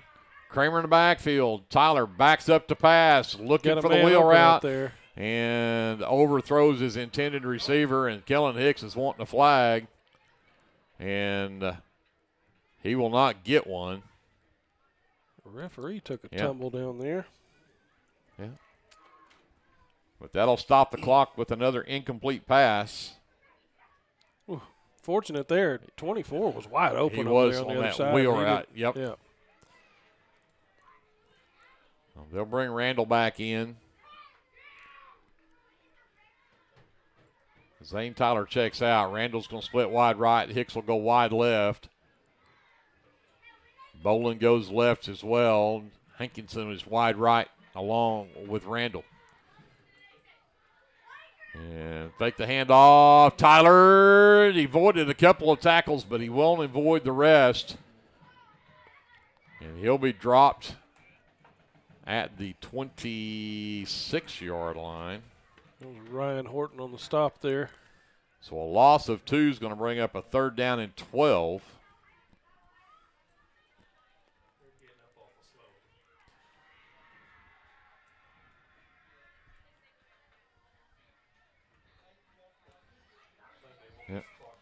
Yeah. 3:30 left to go in the ball game. Leopards still have a 20-point lead. Twins either side for Tyler from the shotgun. He's back to pass, looks to his right, and there was Aguero had the best shot at that one as he well overthrew Matthews in the end zone, and that'll bring up now a 4th down and 12, but it stops the clock with 3:20 left in the ball game. Yeah, these guys are looking tired to me. And I can't blame them. It's been a it's been a battle. Been a hard-fought ball game. Hard to keep your head in it when you're down 20 with just a few minutes to go. 4th and 12. Willie Kramer in the backfield. Tyler with twins either side. Bad snap. Now he's just having to retreat. But he got it into the hands of Kramer. And Kramer was going to be stopped at the 20-yard line, well short of the first down. And the Leopards will get it back on downs with 3:11 left. Yeah, I think they dropped the ball and we got it, but either way, it's a Leopard ball at the 20-yard line.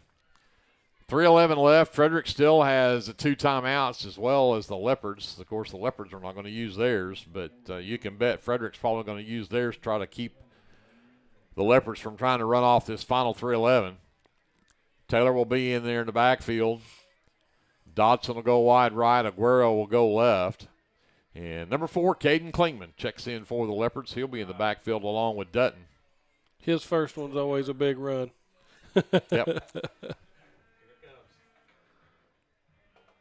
And they're going to give it to Taylor. Big roll over that left side. He cuts it back up inside. He's at the 35, the 40, the 45. And then the ball is stripped loose. And let's see who came up with it. Just as he got to the 45, it was stripped, and I think Dodson came up with the loose ball. Man. So big break there for the Leopards on a huge run from Dutton Taylor out to the 43-yard line.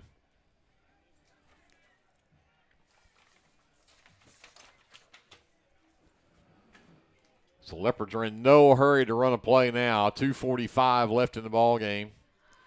They'll take all of that play clock on each snap now. Again, Klingman and Taylor in the backfield with Ramming.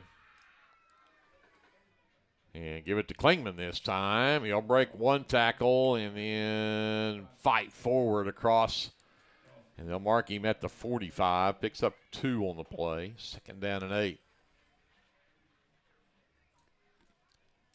Well, he didn't get his usual 10 or 12. Exactly. Usually that first handoff, he breaks it for a big one, and that time he didn't. But again, we hit 2 minutes left in the ball game and 15 seconds left on the play clock.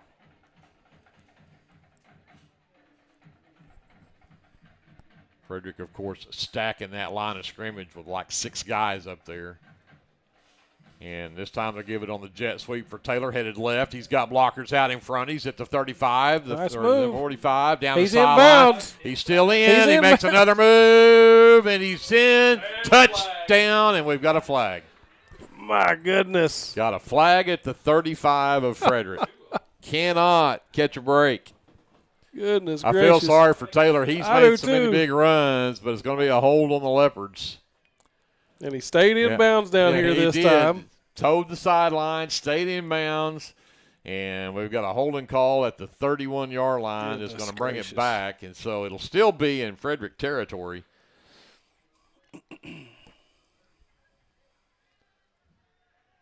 Should be at the 41.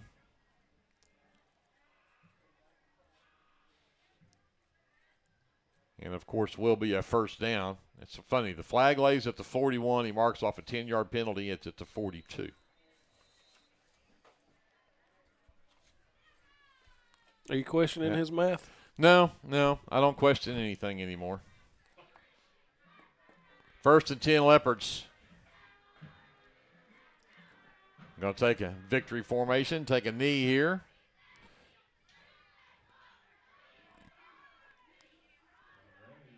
And that'll take it to 1:07. Be about 30 seconds left. They'll have to snap it about one more time, and that'll do it. And the Leopards are going to get out of here with their 6th win of the season. They'll go to 6-3. Frederick is going to drop to 5-4.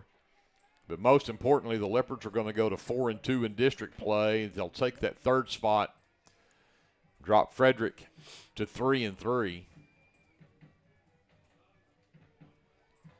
As Ramming will take one more knee here, and that'll do it. The Lindsay Leopards with the win, 26-6, the final score here in Lindsay. We'll send it over to JD and take our final timeout. Andrew and I will figure up our officially unofficial final numbers and be back to wrap it up from Burford Field right after this on KBLP Live. Get your game day, or any day, off to a great start with Hot Mess Coffee at 213 South Main in Lindsay. Hot Mess Coffee Co. offers coffees, lattes, teas, and other tasty beverages, plus great food, too. Good luck to the Lindsay Leopards from Hot Mess Coffee Co. and Java House Realty at 213 South Main in Lindsay. Jake's Shortstop offers gas, snacks, ice cream, pizza, subs, wings, and the coldest drinks in town. Everyone at Jake's Shortstop says good luck to the Lindsay Leopards this football season. For all your repurposed furniture and other treasure needs, check out Junkin' with Janet's booth at Backroads Boutique on Main Street in Lindsay. Mr. and Mrs. J would like to wish the Lindsay Leopards a great football season. Go Leopards! With Oklahoma's weather being unpredictable, you need a trusted roofing company. At Legacy Roofing and Construction, we are proud to serve Lindsay, Oklahoma, and the surrounding areas. Call Legacy Roofing and Construction for a free estimate at 405-756-8855 or visit our website at legacy-roofing.com. If you find yourself in Chickasha, Oklahoma, stop by Legends Pub House and Venue for lunch or supper. Legends also brings you some of the best concerts around. Everyone at Legends would like to wish the Lindsay Leopards good luck this football season. Go Leopards!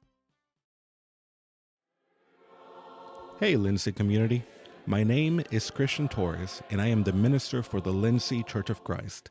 We would like to invite you to come and worship with us on Sundays at 10:45 a.m. and Wednesdays at 7 p.m. We're located at 1205 West Cherokee Street.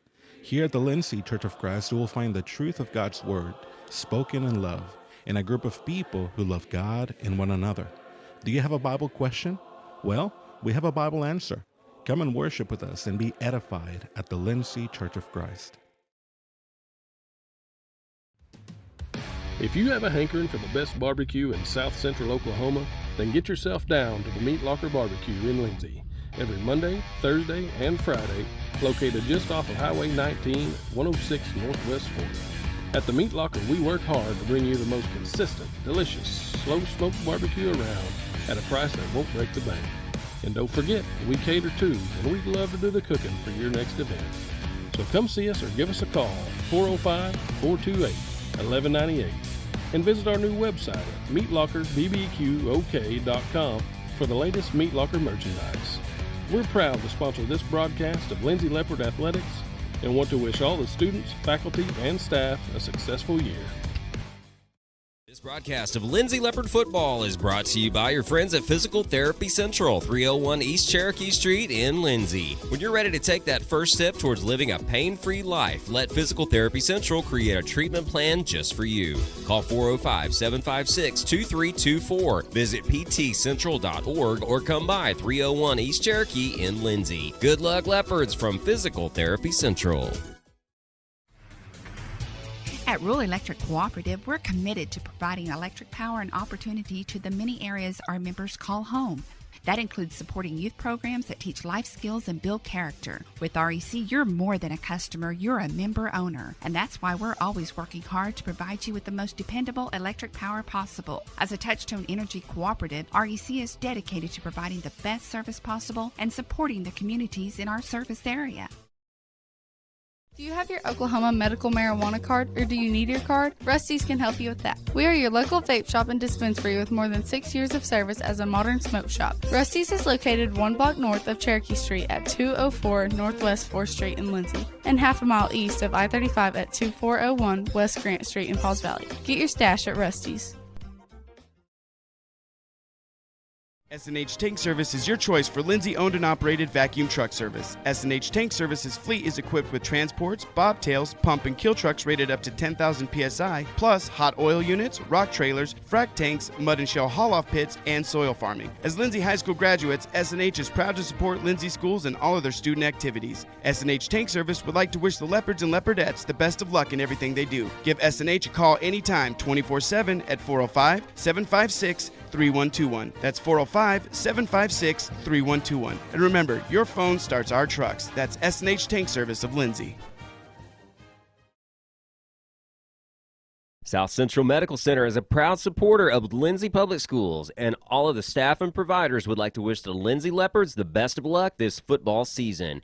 Go Leopards from everyone at South Central Medical Center. The Shopper News Note isn't just another paper. The Shopper News Note is a weekly publication that arrives in your mailbox every Wednesday for free. The Shopper offers free Shopper Topper advertisements as well as news notes and classifieds. And everyone at the Shopper wishes the Lindsay Leopards good luck this season. Go Leopards! Sooner Valve Repair in Lindsay would like to wish the Lindsay Leopards and Leopardettes all the best during this season. When in need of a valve repair, come by Sooner Valve Repair at 106 Southwest 9th Street in Lindsay, Oklahoma, or call 405-756-1599. Good luck, Leopards, from Sooner Valve Repair in Lindsay. Josh Martin and everyone at T&W Tire here in Lindsay, Oklahoma would like to wish the Leopards and Leopardettes the best of luck this school year.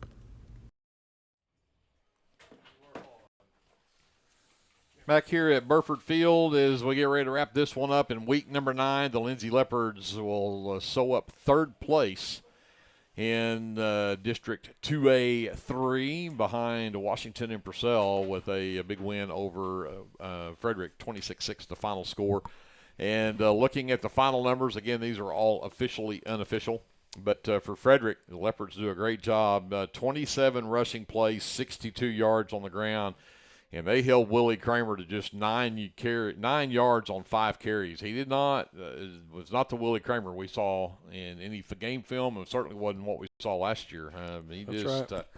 Leopards they didn't give it to him that much. And maybe because they were behind the chains a bunch, maybe because they were behind in points a bunch. But he only had 5 carries tonight. Again, a net of 9 yards. But they were led by their quarterback Zach Tyler. He had an 18-yard touchdown run in there, the only score of the night for Frederick, and he ends up with 11 carries for 29 yards to lead the way. Passing for Tyler, I've got him unofficially 11 of 25 for 84 yards. He did have those 2 interceptions back in the first half. For the Lindsay Leopards, they had 273 yards on the ground, and again, these are unofficial, but I've got Dutton Taylor with 11 carries, 168 yards, and a touchdown.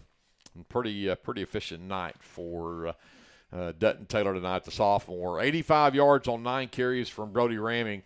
Jacob Vaughn ended up with 6 carries for 23 yards. We saw him go out with that ankle injury there in the second half, and we'll have to check on him. We hope he's okay. Definitely, we may not need him next week with Crooked Oak, but we will for sure need him that first round of playoffs down at Davis. 3 carries, minus 5 yards for Manny Aguero. And then Caden Klingman had the 1 carry in there for 2 yards there at the end of the ball game. Passing for Ramming, I've got him 3 of 8 for 56 yards, and the 1 interception he threw there in that first half. The 3 catches had 1 of them to Jacob Vaughn for 13 yards, 1 to Manny Aguero for 21, and 1 to Shane Jones for 12. And, again, the Leopards with just 56 yards on the ground, but they end up with 329 yards of total offense. With that, we'll go over to Andrew to talk about some of the defensive numbers. Yes, sir. Frederick put on a pretty good show defensively there in the first half, as we talked about. Ended up fairly lopsided in the end. They did cause us to do some things differently than we normally do. We ended up finding our stride and finding ways through that. But for Frederick, tackling-wise, leading tacklers were Xavier Randall, and Devin Jing and Dalton Wells, each with 5 tackles apiece, followed by Cody Bolin with 3. Xavier Randall with that interception in the first half. Devin Jing with a fumble recovery in the first half. As far as production, they allowed the Leopards to gain 7.3 yards per play. 329 total yards on 45 plays is what I had for 7.3. So not a real good number defensively there. My sister's outside the window making faces at me, so excuse me. She got me. It's a lion. I mean, what do you expect? Come on. Anyway, third down wise, Frederick allowing the Leopards to gain 4 of 6 on third down conversion, 66% there. Frederick was good on penalties, only 2 penalties for 10 yards. For the Leopards, pretty good night, holding Frederick Bombers only to 2.4 yards per play, 146 yards on 59 plays. So 2.4 is a really good number, so good total defense for the Leopards. Allowed 5 of 13 on third down for 38%, so that ended up in the second half improving. That was a good job there. Penalties, first before I go to that, we'll mention those 2 interceptions one more time by Ryan Horton. Great job there. We also ended up there toward the end with another fumble recovery. And we had kind of a questionable, I wanted to count it an interception there right at the end of the first half, but the referees didn't really give us an indication whether that was a catch or not as time expired. Penalties-wise, the penalties got us again, Greg. Again. We busted 100 for the third time this year. 13 penalties for 100 yards even on the Leopards. So we've got some mental mistakes we still need to clean up, and here we are at the tail end of the season. This is the time of year where you kind of need to have that stuff figured out. But nevertheless, great job, a really lopsided victory for Lindsay. Always good to beat those Frederick Bombers, and good to do it here on Burford Field on a nice, cool evening. Well, before we get out of here, again, our final score, 26-6, the Leopards with the win. Let's talk about some area teams before we get off of here, just to kind of catch everybody up to date and where they're at. You mentioned the Poto Ada game. Yes. Poto is up 40-7. Oh, wow. So they took off. Decided they should play second half. Tuttle Newcastle. I just ran across that one out of Class 4A. Tuttle is up 14-13, and that game is late in the ball game. And Plainview Marlow was tied at 21 in the fourth. So that's another close one there. Heritage Hall and Sulphur were tied early. It was 35-14 Heritage Hall there in the fourth quarter of that game.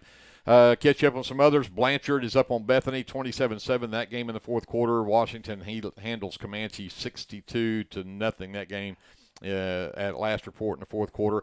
Davis, who will probably be the Leopards' opponent first round of playoffs, beats Colgate tonight.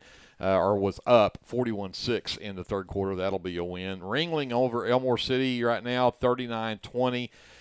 Dibble all over Wayne, 53-0 that game late. And I need to jump down to a Class B, and we'll check on the Ellick Longhorns because that was going to be a big game for them. And Ellick is up by 2 with 5 minutes left in the ball game, 28-6 in that one. And then we'll drop down to Class C, quickly check on the Maysville Warriors. And Maysville up 22-12. Actually, that's a final now. Maysville wins that one 22-12 over Bolegs. So with that, we're going to get out of here. And, again, 26-6, our final score. The Leopards beat the Frederick Bombers. Say a big thank you to our team. Andrew, great job. Thank you, sir. As usual. JD doing a great job running the live stream. Kevin Scruggs and Eric Bearden up on the camera tonight. Also handling things there in the wind and the cool up top. Brianna Miller back at our studios, CeCe Lyon, and Paige Southern. We could not do without their work behind the scenes as well. So for all of those folks, my name is Greg Peary. We'll say goodnight from Burford Field. We'll be right back here next Friday night.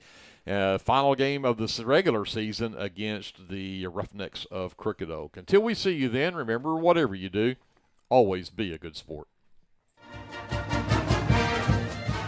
The First National Bank of Lindsay is proud to be a sponsor of tonight's football broadcast. Whether you're looking for a business loan, a personal loan, or a certain type of deposit product, chances are we have what you're looking for. First National Bank, locally owned and operated, insured by FDIC, equal housing lender.